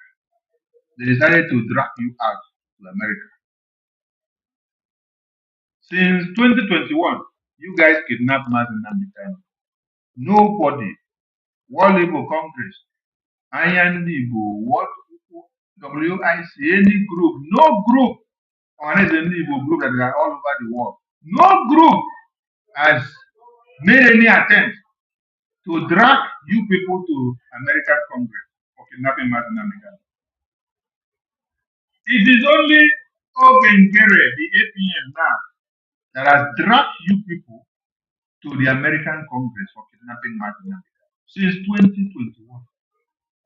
He dragged you people to American Congress. And now you people are crying. You are crying and you are afraid of sanctions. Akpabio is crying and is afraid of sanctions. Akpabio is telling you that this sanction will bring hunger, and that the hunger will not know about religion, whether you are Christian or Muslim. No. And that he is recommending for the Nigerian lawmakers to go and start engaging the American lawmakers. Hello, Mero. Is it not too early? So the fear of PRGI has become the beginning of wisdom. Fear of PRGI has become the beginning of wisdom. If you like, continue to ignore us. We are not making noise too much. We are working in the show. We are working in the show. When I go release Martin Namdekan, we go to finger on her, destroy on her shoelaces, destroy the shoe, destroy on her handle, destroy everything we will carry for body. Small, I go to decay. Everywhere when I enter, I go to decay. You see, when America speaks, everybody follows. America spoke in the war of Israel and Hamas. United Nations could not speak, they could not do anything. And it is only America that has spoken and something is happening. America spoke in Ukraine and Russia war. Nobody spoke to be able to do anything. It's only when America is speaking that something is happening. That is the deciding factor. You want to know, you want to believe, you want to understand, you want to continue to undermine the fact, continue, you're dying in stupidity. Listen to Fabio. When we go into executive session, we can decide to set up a small ad hoc committee to go to United States or America and engage our colleague parliamentarians there. Hey, Fabio said they are going to set up ad hoc committee to go to United States of America to go and start engaging the US lawmakers so that they will be able to counter what BRGI has done. Now go here and you go compare to the map. Say there are some people that went there to do something to destroy Nigeria. And so we have to go and do something to fix it. And that really you're very funny and you're so realistic when you sit down on this place to be talking to fellow Mugu Nigerians like you. So Fabio has identified the problem and he has told his fellow lawmakers that they have to send some of them to go and start engaging American lawmakers so that they can go and change the story, so that they can go and change the lies. It is too late because there are facts and figures and evidence that have been presented to the American lawmakers. Facts and figures and evidence have been presented to American lawmakers. It is not a hearsay.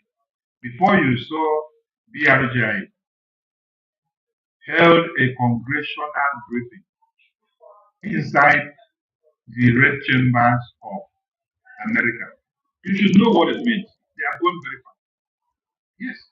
They did not blow the trumpet all along. They were doing background work and you don't know that they are going far. So check out the level where they have gone now. And then to also educate them. To educate them. And now we don't want you to go and start educating the US government. To educate them and let them know that what BRI came to educate them about, that it is dangerous and it is destructive to them. And now they are waking up, they want to come and correct the narrative. No, it's too late. Because if you see what these people are doing, most of them are outsiders. When they come and start spraying bullets from GP, what do you call it, or they throw rocket, they are not throwing rocket into the crowd targeting a particular religion. They are killing Nigerians. I don't know who will now go and sit down and bring out maybe the dead bodies and say this one is a Christian, this one is from this family, this must be a Muslim. So we are facing a situation whereby these terrorists are trying to terminate the lives of Nigerians. Now, let me address a topic from what you said. You see, in a country where they refuse to work on their database, this is how you will always come out to talk to defend your criminality. America, will I say, is bigger than Nigeria in population, if I may say so. But you see what is happening? They have a database system. They are able to control and know who is who, know who is Muslim and who is Christian and who is Hindu. So, for Fabio to now take the failure of Nigerian government to ascertain who is a Christian, who is a Muslim, and who is Hindu and who is not who, or who is a traditional worshiper, and when they go and kill somebody, and when the terrorists go and kill, and they will not know whether it's a Christian or Muslim. It is a very wrong assertion, a very wrong way of exonerating their failures in their political system. You're supposed to be canvassing and asking for what? A robust database system, whereby as soon as anybody is born into this country or comes in, you must go through that data system. As far as you enter the country, they capture your data in the system. The day you leave, you're in the system. The day a new baby is born, in the system. The day that baby is dead, in the system. So if they tell you somebody died in Zuzu community, with the database system, you can even sit down there and do census. And then you will know the person that is missing in that community for the past 3 days. Then you can be able to tell that this is the person that is actually missing and there has been the one that is dead.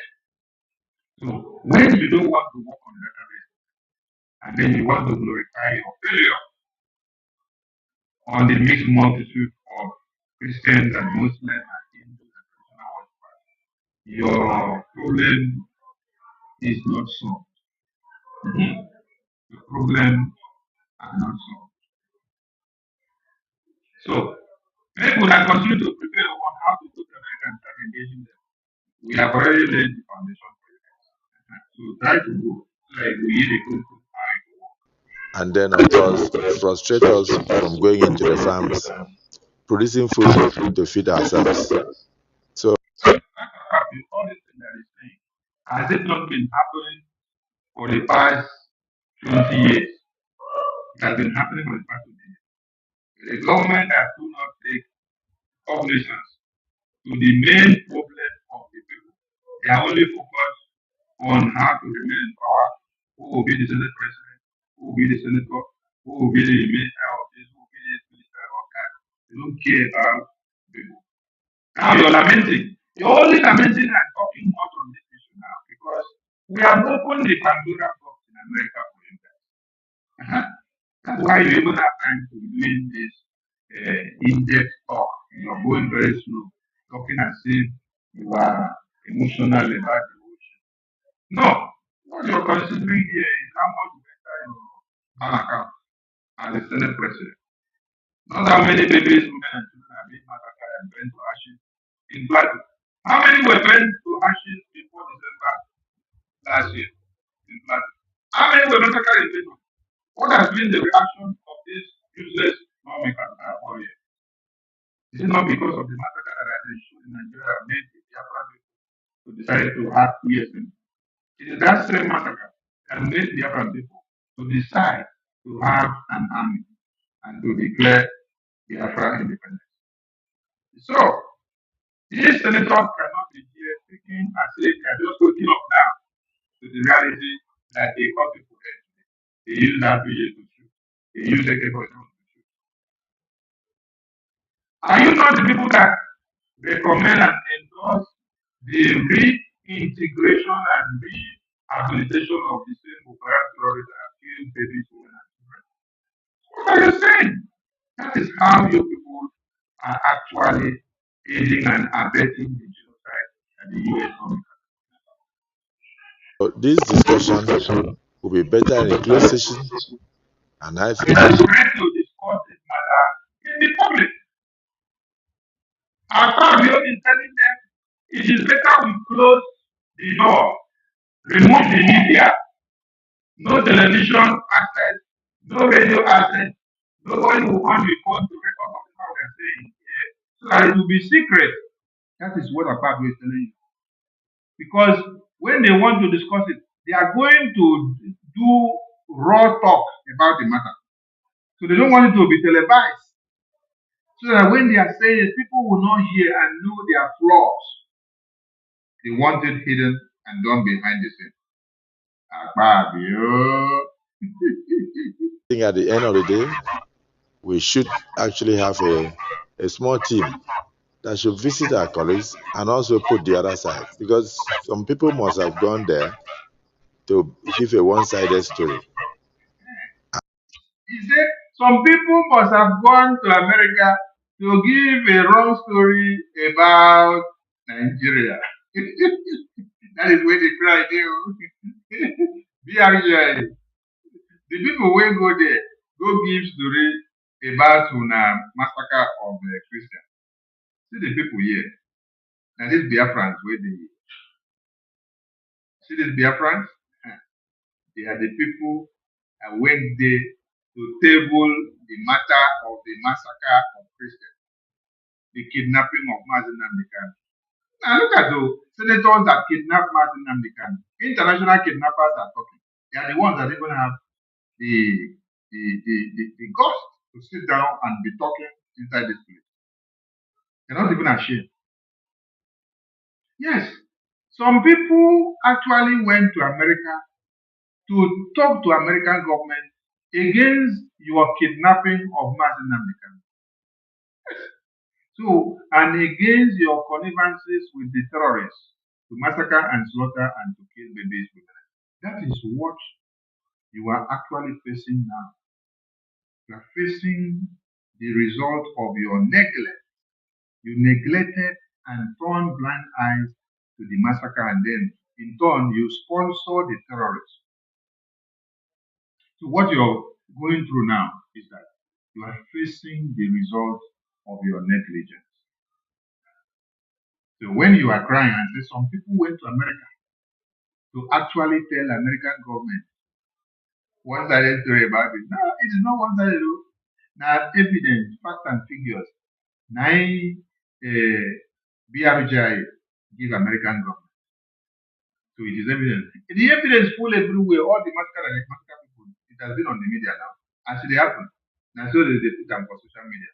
So everybody they download and they keep. Everybody they download and they keep. So there is nothing like some people went to America to go and give one-sided story about you. Discussion will be better in a closed session, and I think at the end of the day, we should actually have a small team that should visit our colleagues and also put the other side, because some people must have gone there to give a one-sided story. And at the end, Okay, somebody said I need to refresh. Let me refresh. Let me refresh. Let me refresh.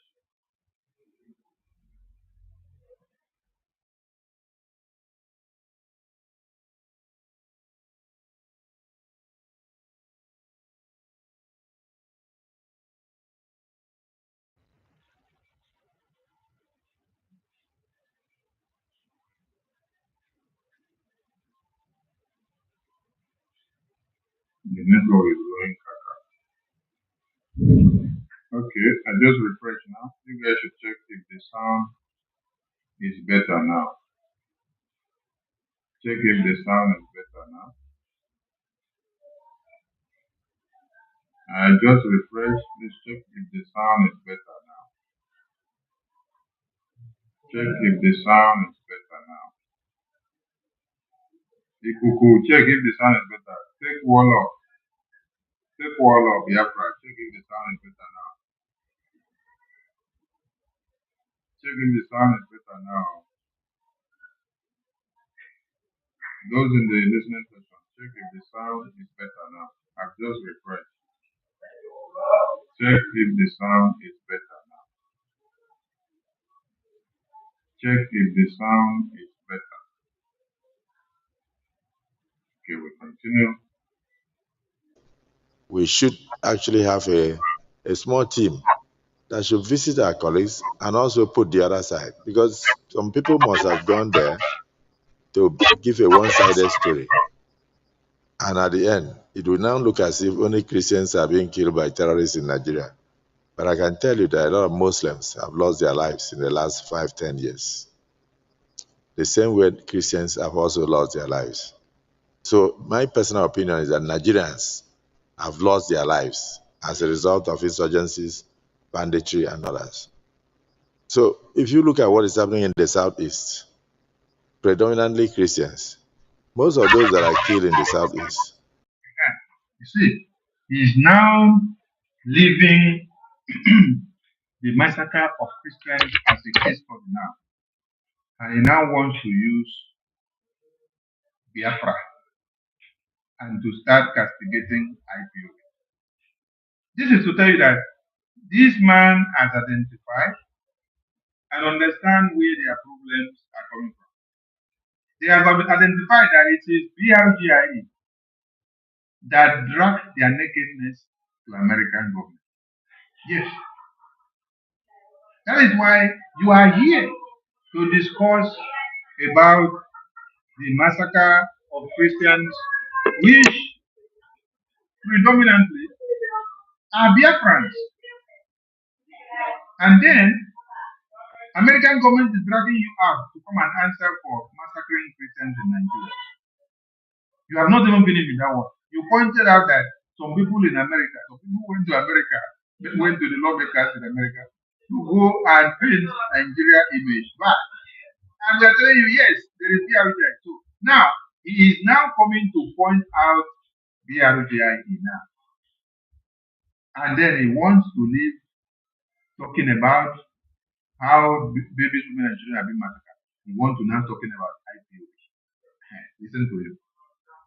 So that you know that he knows that he understands the people that are destroying them in America. Including the late husband of our demised icon, Dora Akunyili, the way the man was shot dead and everything. Will you come and ascribe that to religion?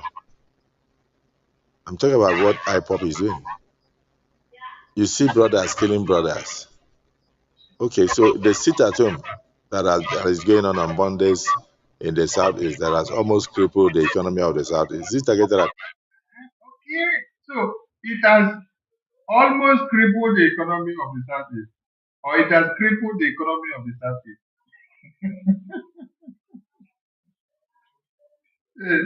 So, Biafra people, do you now know the pain that you are inflicting on Nigerian government? You now understand. Then they know that it is not about the Christians there that is going to America to go and talk to American government. They know that it is you, Biafra people, BRJ, you, IPO, you, indigenous people of Biafra.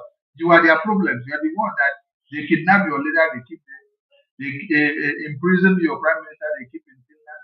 Now you people have gone to America to start destroying them. And instead of him to say what he wanted to say, he diverted to Biafra now. He start telling you that Biafra people kill Dora Akunyele husband. Somebody that was killed by them as fellow terrorist politicians. Hopeless of them, they connive with all the politicians. They only know what happened and how they killed that man. They kill him and stage manages to now use the name to blackmail the African people. And you're telling us that a brother is killing your brother in Biafra. Which brother is killing brother in Biafra? When you come and use one person as a slave to sabotage Biafra and to kill Biafra, you expect that the family of those people now will now overlook you that have come to kill their brother and sister. Then you come and say it is brother is killing brother. You will go use that person and say it's a bubag. Come go in house, go they want them to kill him. What were you using him for? So a terrorist that is come to kill Biafrans in their home, the Biafrans should allow them to breathe because they claim to be speaking a language of which they are not Biafrans, but they are terrorists come to kill them. What do you do to a terrorist when a terrorist is coming to kill you? So this is the painted narrative that Nigerian terrorist government and the lawmakers are pushing out there. But you see, the thing is paining them. They are confessing about how you are using it to strangulate their economy. The thing is paining them of how Biafra IPOB is standing very strong. It's paining them of how indigenous people of Biafra are standing very strong. How they are not backing down on Biafra. How they have gone all the way to US now to go and use political button to be pressing against Nigeria. Pressing the button and the button is making wick. And Nigerian lawmakers are crying now. Okay, so the sit at home that is going on Mondays in the South is that has almost crippled the economy of the South. Is it targeted at Christians or Muslims? Is it crippling the economy well? Now I hear that it is crippling the economy well. Very good. And you ask the question, you say, is it targeted at Christians or Muslims? Let me ask you, is it the Christians or is it the Muslims that are the ones that are keeping national becoming detention? Is it not you, one of the Igbo politicians? Is it not you as Igbo politician? Is it not all the Igbo politicians, including you, that are keeping national becoming detention? Is it all of you Igbo politicians from the Holy Spirit that connive together to sell national becoming to Nigerian government? While you come and sit down there and you're shaking hands with Boko Haram terrorists, they decided to kill national becoming because of that. So where do you expect the sit at home to happen? The people that walk the way to kill Martin Namdekan, they are from the whole eastern region, the Biafra land. So that is why the sit at home does not need to go to Kafanchan. The sit at home does not need to go to Abuja. The sit at home does not need to go to Lagos. The sit at home needs to be in that Biafra land where you people come from, where you, Ababio, come from, where Lebumai come from, where Hobos Odema come from, where Suludu come from, where Mbak come from, all of you, where Ifai, and Ikbazu, where all of you come from, where Willy come from. That is where the sit at home need to, because that is where we're planning of how to eliminate Mazi Nnamdi Kanu in 2017. He went to his house to eliminate him, God saved him, and then he later found himself in Israel. So it is not Boko Haram that is keeping Mazi Nnamdi Kanu. It's not Boko Haram that kidnapped Mazi Nnamdi Kanu. It is you Igbo politicians that kidnap it. So the sit at home is not targeted at Fulani. Fulani is not there. Fulani is in the far north. It is you as a Biafran, as a Christian that is in the east, that need to feel the pain, just like you are confessing now. If I ask a Boko Haram Fulani senator there, do you feel the impact of sit at home of Biafra people in Kaduna or Kano or Ekiti or Zamfara? He will tell you, no, Biafran people are not observing sit at home here. It's only in Biafra land. So you are the one that is feeling it and you are giving the answer now. You are complaining. Yes. So that means what we are doing is making sense. It is yielding results. That is why you are complaining. If it was not yielding fruit, how will you be complaining if you are not from Biafra land to feel the pain to feel the ripple effect of what we are doing, how will you be complaining? So it needs to be in Biafra land and not in Abuja, because we are targeting you people that kidnap Madinamdika and give to the Nigerian government.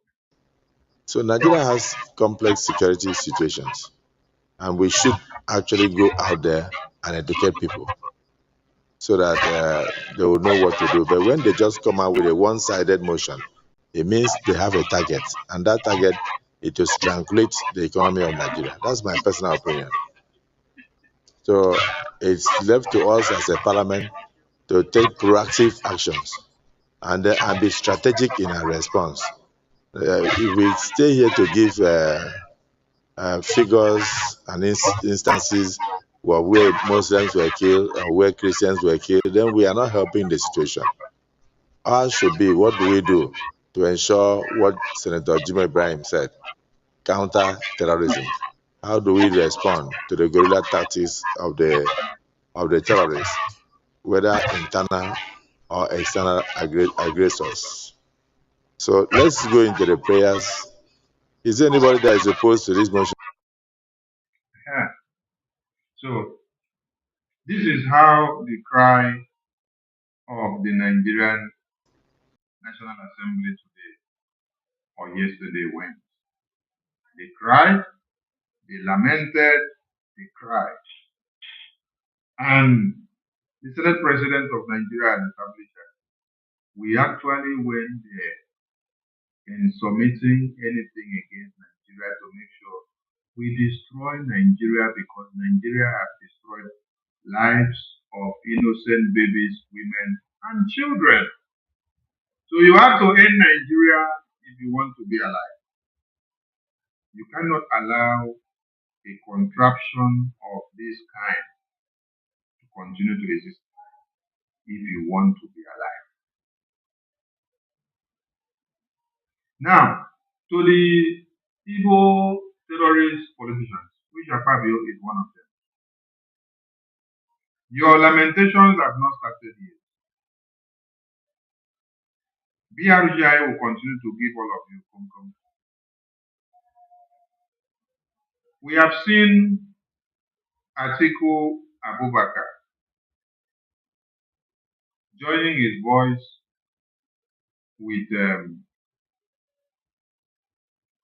Showore to the release of Madinamdika. And we applaud all of them. We want to see their protest come to fruition. We don't want them to stop on the way. Because make una no stop on the way. Let the protest come to fruition. We want to see you guys protest. Yes, we want to see you guys protest. And we want to see that your protest is not cancelled. You know, it is only in Nigeria that when they are talking about how to give Boko Haram license and how to negotiate with Boko Haram and how to take care of them and how to protect them, how to not to kill them. They don't need to do protest for it. When they were to kidnap Madinamdika, they did not need Atiku Abubakar to come and do protest for it, to kidnap Madinamdika. They did not need Showore to do protest to kidnap Madinamdika. These are some things you need to understand. When Sunday Igbo was to be released and his case file was to be dropped, when Showore's case file was to be dropped, did not need anybody to come and call Atiku and come and call the Igbo elders and leaders to do protest to the release or to drop the file or the case against these people. You see, when it now involves Mazi Nnamdi Kanu, it becomes a case that Atiku Abubakar have to come and join protest. Showore have to come and join protest. I want to ask a very simple question. Let it not be that the protest people are trying to do is to use Mazi Nnamdi Kanu to campaign for Nigerian election. Let it not be that this protest for Mazi Nnamdi Kanu is to use his personality to cajole the brains of Biafrans into believing that Nigeria will work, and then you use him to do political campaign, to protest, then you use that to do political campaign for yourself for 2027. Then you tell Biafrans, oh, if I protested for the release of Mazi Nnamdi Kanu, that means I want Nigeria to continue and I will allow Biafran people to cohabit. We don't want to cohabit in Nigeria anymore. We are out and out. All we want is Biafra. We have defended Biafra and we are defending it. We will defend it till we get our land fully controlled by Biafrans. So, let it not be that this protest is for political aggrandizement. Let it not be that people want to use Mazi Nnamdi Kanu to garner political prowess. I support the protest. Then the question I ask people is that why is it that it is Mazi Nnamdi Kanu that everybody needs to protest before he is released? Did he kill anybody? Did he rape babies, women, and children? Did he cut off heads of babies, women, and children? No. But the Boko Haram terrorists do. The ISWAP terrorists do. The Ankara terrorist group do. All those terrorists that massacre babies, women, and children on a daily basis, Nigerian government sit down with them while they hang weapons on their head and they are negotiating and shaking hands with them, signing peace deal with them. But Mazi Nnamdi Kanu did not do any of that, right? So why do you need to do massive protests before Mazi Nnamdi Kanu is released? Instead of going to do sit down and talk, paperwork and negotiation, just like you do to release Boko Haram members, just like you do to sign peace deal with Boko Haram members. Why do you need to use Mazi Nnamdi Kanu's phone to do political campaign? When he was kidnapped, he did not use him to do political campaign. Before the plan of the kidnap, he did not use the plan of his kidnap to do political campaign. Why is it now an opportunity to be used when all of you are doing political campaign? We are not against this massive protest, and I am in support of it, and I want to see that. But there is a message to all of you. The way you people sit down to negotiate and sign peace deal with Boko Haram terrorists that have killed babies, women, and children, you don't do protests in the streets before it happens. You all know how you meet in Aso Rock to sign those peace deals, to have the discussions and to make it happen. Use the same way to make it happen for Mazi Nnamdi Kanu. Stop playing useless games. But as you people hit the street, I will be here to televise when you will start the protest.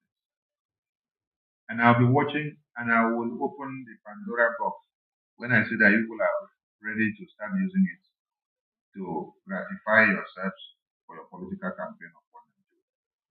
Mazi Nnamdi Kanu is not fighting for Nigeria continuity. He's fighting for the independence of Biafra. So since you have made him a political prisoner, release him.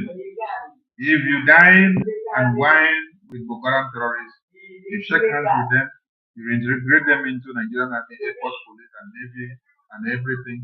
So, you did not use them to do political campaign and to protest along the street when you're doing all this for them. But in the case of Mazi Nnamdi Kanu, people have to say they have to go and do political campaign. Chai! Why is this happening? This is happening when you have elders, brothers, and sisters who are supposed to be protecting you, but they prefer to sell you out because of pot of porridge. Yes. When they are supposed to be protecting you, they prefer to sell you out because of pot of porridge. If the elders of Biafra were as strong and valiant and ready to do anything for Biafra as the youth of Biafra are, as Mazi Nnamdi Kanu and Simon Ekpa are, as the senators of the North are, will you see Nigerian government? Will you see Nigerian government be doing caricature with the case of Mazi Nnamdi Kanu and Simon Ekpa and the Biafran people? No. Chuku Jeku Eruchala, you said, please let whatever that will lead to release of MNK be done. Did I tell you that I am against it? No, I'm not against it. I'm just explaining facts and figures to you. That before you see that somebody as Atiku Abubakar, Showore, will now be the one to come and protest to the release of Martin Nnamdi Kanu, where are the Ohanese? Where are the World Igbo Congress? Where are the elders and the youth of Igbo land? Where are the elders and youth of Biafra land? Where are the senators and ministers of Biafra land serving in one Nigeria? I'm asking you a very pertinent question. Why will Atiku be the one? Why will Showore be the one to be hitting the streets and mobilizing protests to the release of Martin? When they are doing peace talk for the Boko Haram, they don't need to do protests before it happens. When they are releasing Boko Haram terrorists, rehabilitating them, sending them to school, taking care of their families, paying them ransoms and so much money, they don't need to do protests in the street. Atiku don't need to come and carry a placard. Showore don't need to come and carry a placard for any deal to be affirmed for the Boko Haram terrorists. None of the ministers and senators in Nigeria have to do so. So, do you know why? It is because your elders and your senators, your governors and ministers, they have all compromised. They are actually your problem. That is why Atiku and Showore are actually dragging them out. They are trying to shame them, to expose them, to tell the entire Nigerian people that it is not Nigerian government that is keeping Nnamdi Kanu in detention and that is imprisoning Simon Ekpa in detention and that is killing Biafran people. That it is who? Your evil politicians. That is why the topic of my program is no elections in Anambra. Igbo politicians jail Mazi Nnamdi Kanu for jihad, while Boko Haram politicians are protecting Boko Haram. Are you getting the point? So, if you have Ohanese who claims to have been originated from Biafran extract, and then the Ohanese are not asking for the release of Mazi Nnamdi Kanu and for the release of Simon Ekpa. Instead, they are placing bounty on the head of Simon Ekpa and the head of Mazi Nnamdi Kanu. What do you expect from the people that you sell your children, you sell your brothers and sisters? That is the point of context that I want you to understand. Chukwucheku. Because you have demons in the name of politicians and elders and brothers and sisters that you have that are in Nigerian politics. And they want to kill you. They want to rip you off of everything They don't want to see you alive. They rather see Boko Haram terrorists come and take over your communities and rape your women and children, while they will continue to enjoy the glorification as Nigerian politicians. That is what they want to do. So you need to understand this fact. So when you sit down and see them wake up someday, make you not trust Nigerian politicians finish. If they say yes, they are yes. Don't take it to heart. Just hold their yes until you see them fulfill their yes. That is the best way to deal and to treat with the Nigerian politicians. They are not different from the Igbo politicians that we have. They are digging our graves on daily basis. Those that are bringing the Bubago terrorist army to come and kill us, rape our women and children, and fight us on daily basis. It is not the Boko Haram, Fulani politicians that are bringing them. It is the Igbo politicians that are bringing them. That is why we have launched a campaign on making sure you know your problems and go after them and fetch them out. Where is Akpabio? Where is Osita Shinashu? Where is Peter Obi? Where is Soludo? Where is Ifanyuba? Where is Andimba? Where is Hope Sodima? Where is Obonaya? Where is Bianca Ojuku? Where is Abaribe? I'm asking all of you a question and I want to answer. Now, I want to ask some of you, because Shore is challenging the Igbo politicians. Mr. President, and join him in this protest. The person you see here that is shaking hands with Tinubu, that is Senator Isu Naso. I want to ask you a very pertinent question. Listen to this man. When you listen to him finish, I'll ask the question. Mr. President, the Senate is worried that if the activities of Simon Ekpa, who is issuing the illegal sit-at-home order, is not checked, he may succeed in corrupting the minds of Nigerian youths and turning them against the government of Nigeria. Accordingly, the Senate resolved to condemn the sit-at-home in totality, as well as the nefarious activities of Simon Ekpa, who is the gang leader. Point of order, the leader of the Senate. Now, did you listen to that very message?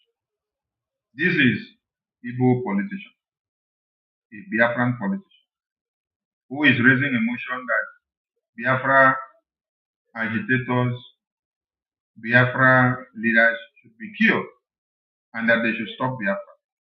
Because when they allow Biafrans to continue creating awareness, the awareness will catch up with you and your eyes will be open.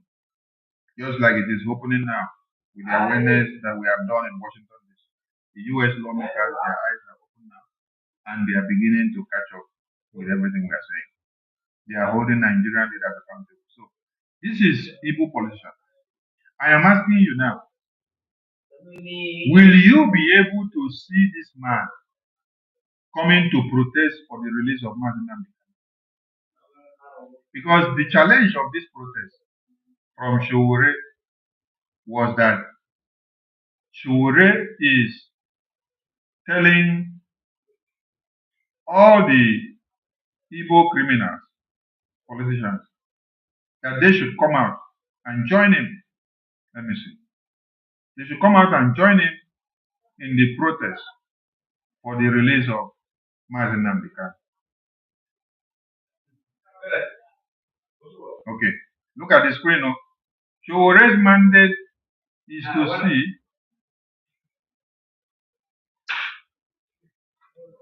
that all the Igbo criminal politicians will come out and join him in the protest. And then Atiku Abubakar say he joined the challenge. Okay? They have set a date for 20th of October.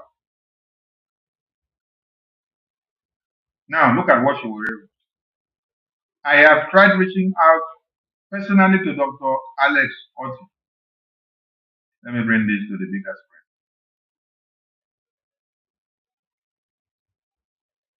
Professor Charles Chukuma Soludo and Mr. Peter Obi through his team today. Alex Otti and Soludo neither took my calls nor responded to my messages. They promised to tell Mr. Obi about our plans, although he is currently traveling. See, Obi will always traveling anytime you tell him, come and talk about Biafra to see how to release Martin Nnamdi. I also reached out to Alhaji Atiku Abubakar through his team. As Senator Abaribe, he will return my call. This one will not show up. He may show up just to come and do caricature, crocodile.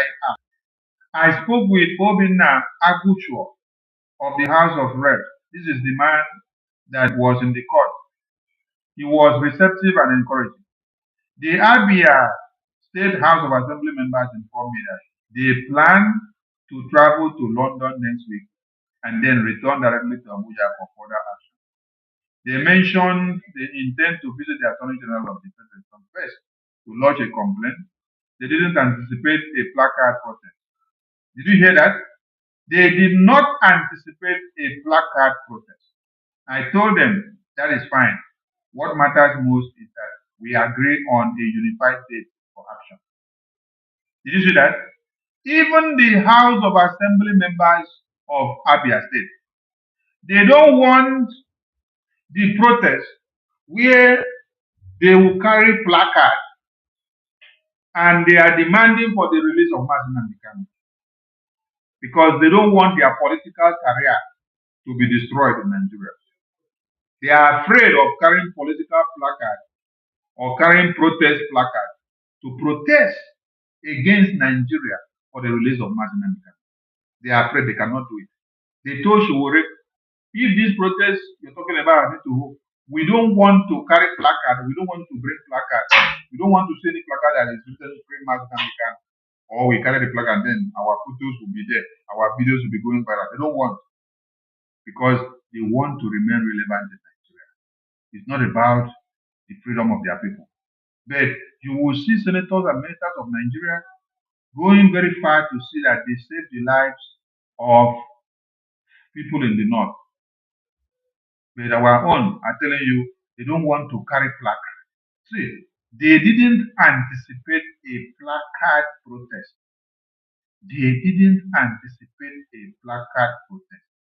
I told them that is fine. What matters most is that we agree on a unified date for action. This is not the time for hesitation, he told them. If we genuinely believe that Martin Nnamdi deserves freedom, then every leader of conscience must act now. Now, did you just listen to what I read? The State House of Assembly members of Abia State, where Martin Nnamdi comes from, they don't want to protest and to demand for the release of Martin Nnamdi. Did you hear that? Did you hear that? They don't want the release of Martin Nnamdi. When I tell you that the problems of Martin Nnamdi are not the Abuja senators, the Abuja Fulani political elite, and it is Biafra politicians. They don't want Biafra to come. They don't want Martin Nnamdi to be released. You can hear it now from a conversation of Showore with them, demanding a protest for Martin Nnamdi. They say no, they don't want to come and carry placard, because when they come and carry placard and demand for the release of Martin, it will show that they are supporting Biafra. They don't support Nigerians, so they will suspend them from being Nigerian politicians. They will not be paid again. They will not have money again. So they rather prefer Martin Nnamdi to die. Biafra is decimated while they continue to remain relevant in Nigerian politics. Did you now understand the point? Did you get the point now? Okay. If you did not get the point before, at least you have been able to figure out something now. You enter now, Abi? You enter, Abi? Okay. Now we enter, Abi? You enter. Okay. You feel the gist now. Okay, your problems are not from the north. The problems are your politicians. The people that don't want Martin African release, they are your politicians in the East. That is why you need to hold them accountable. now where I read this thing now, you see, King Joshua Chidebere can't say it is well. King Joshua Chidebere, why it not go well? Maybe you did not believe when I'm telling you that your problem, the problem of Martin African, the problem of the other people being massacred, that it is not from the north, it is not from Lagos, it is not from Abuja. Your problem are your politicians. They are the ones. There is another video where Showore said that when he was calling people and talking about the release of Martin African, that from Imo State, they said from Imo State, somebody from Imo State said no, they should not release Martin African because the releasing election will not hold, Nigeria election will not hold again. So they must keep him so that Nigeria election will hold and Nigeria will continue to destroy our lives. Did you get the point? So now that you are now getting this message from Showore, it is not me that spoke with the Igbo politicians and bring this message. It was Showore that spoke with them and brought this message. And you can see the kind of reply that they gave. They didn't anticipate a placard protest. They don't buy the idea. They don't want a placard protest so that they will not be removed as Nigerian politicians. But when Showore protested and when all the lawyers in Nigeria protested, when all the pastors and bishops protested against Goodluck Jonathan, they were all Nigerian politicians. So, all of them protested against Goodluck Jonathan, whether in 2014 or 2015. And none of them were afraid to protest against Goodluck Jonathan. But you see today they are telling you they don't want to protest for the freedom of Martin African because they are afraid they will be kicked out of Nigerian politics. But they would prefer to see Martin African dead while Nigeria politics continue. I now ask you, if you have this kind of people as elders, politicians from your clan, what are you supposed to do to them? People that rather prefer to sell you out so that the terrorists that want you dead will have their way. They can fit part on the flesh.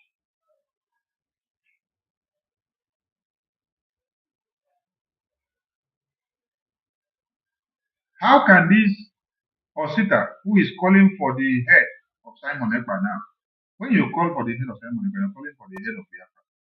The head of Biafra here is Martin African. Simon Ekpa did not emanate from the river. Simon Ekpa emanated as the result of you people kidnapping Martin African. He's a product of Martin African incarceration. He's a product of the kidnap of the IPOB leader. He's a product of the massacre of the babies, women, and children of Biafra. So when you say they must kill Martin African, and then you people place bounty on his head, are these the people that Showore is challenging to come out and join the protest? People that place bounty on the head of Biafra, people that place bounty on the head of Simon Ekpa, people that place bounty on the head of Nnamdi Kanu, people that are placing bounty on the head of Biafra Defense Force. While Boko Haram terrorists, no bounty is placed on their head. But rather, they are paying them, they are giving them pistols, they are signing agreement with them, they are giving them weapons, they are paying them humongous amount of money. Showore, I love your plight. I understand very well that you want to expose the Igbo politicians to the Biafran people because many of them, they don't listen to us when we are telling them that it is not Abuja that is keeping Martin African. That is what I can say from what you want to do. You want to use this opportunity to expose the evil politicians. Yes, I love it. And I would love to see that this protest fall. And I want to see Atiku Abubakar marching the street, carrying a placard and demanding for the release of Martin, so that we will all see how evil politicians will run away from the protest and they will all shy away. Yes, because if they go and join the campaign, if they go and join this protest, then later they want to go back to go and join the Aso Rock, it's going to be a tussle. It's going to be a problem. So thank you, Showore, for this initiative. Drag them out, expose them, and destroy their evil plans. I salute you. And anybody that wants to join the protest, you can join. Or when you see that Atiku Abubakar is there, and they are not using bullets to kill Atiku Abubakar. When they are not killing Atiku Abubakar, you can join. Go and stand behind Atiku Abubakar, so that if they want to kill Atiku Abubakar, or if they want to kill you, let them kill Atiku Abubakar first. You know, say if they kill Atiku Abubakar, the North will come for Nigerian army. It's not like these useless politicians that we have in the Igbo land, in Biafra land, that they will kidnap Martin Namikano and you are the one doing the kidnapping of Martin Namikano. They will go to Martin Namikano's house and kill him. You are the one going to kill him. It is not the terrorists from the north that is coming to kill him. You are the one. You are the one in Biafra land that is going to kill him. But go and try it with Atiku Abubakar or Erufai. Try it with any of the northern politicians or any of your elders or leaders. You will see that Nigerian army barrack will not stand again.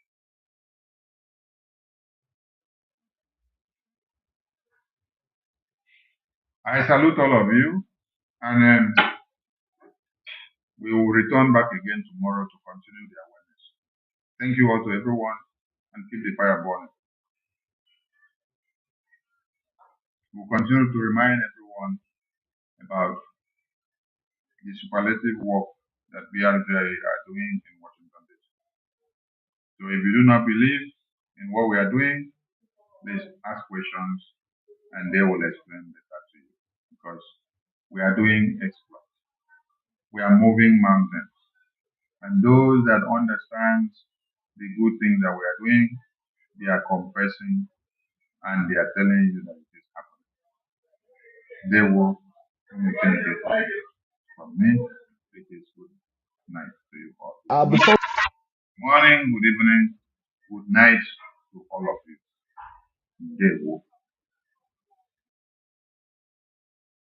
Before we go, I would like to ask you this. I see you in court. I see videos of you in court every time Nnamdi Kanu appears in court. And this case has lingered for too long and so long. Shouldn't we be talking about a political solution now to resolve all of these and probably give closure to the people of the Southeast and maybe peace too?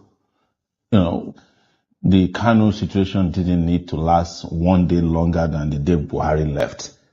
Kanu was Buhari's personal prisoner, because those people, the Buharis of this world, believe that Nigeria is a real estate that must be held together, it must be united. But you would think that people who claim they have broad minds about what Nigeria is, the diversity of Nigeria, the crisis, is the first person they would have done. The first person they would have let go is Nnamdi Kanu, because didn't we let go Sunday Igboho? Are we not? Have we burned down Yoruba land? Before Buhari left, I was one of the people fighting for Ezaki. The argument by those who were opposed to his release was that if he comes, he will burn down Kaduna. Ezaki has been out of jail now for how long? He doesn't even have time for Nigeria. He has become an international ambassador for Nigeria. He goes to Lebanon, Iran. I've seen him in Iraq. He has not had time to even rebuild his area base. That shows to you that what of some of the fear mongering that happens on the corridors of power is driven by unreasonableness, and that is why I just want to say, look, eventually, they are going to resolve the issue politically. Because the political issue is a self-determination matter. There's no court of law that can resolve Kanu's matter. Even if he's found guilty by their own standards, it's still going to be he's a political prisoner forever. Some people have also said that there are also some political interests, even from his region, who do not want him to be free. We know that because I was earlier in, I think 2023, I was part of some conversation to release him. And what came straight was from Imo State, that he can't be released before the election in Imo State, that he will affect them. And after that, everybody kept coming and said, don't release him, and here we are. All right, we have to go now. I must thank you very much for your time on the program.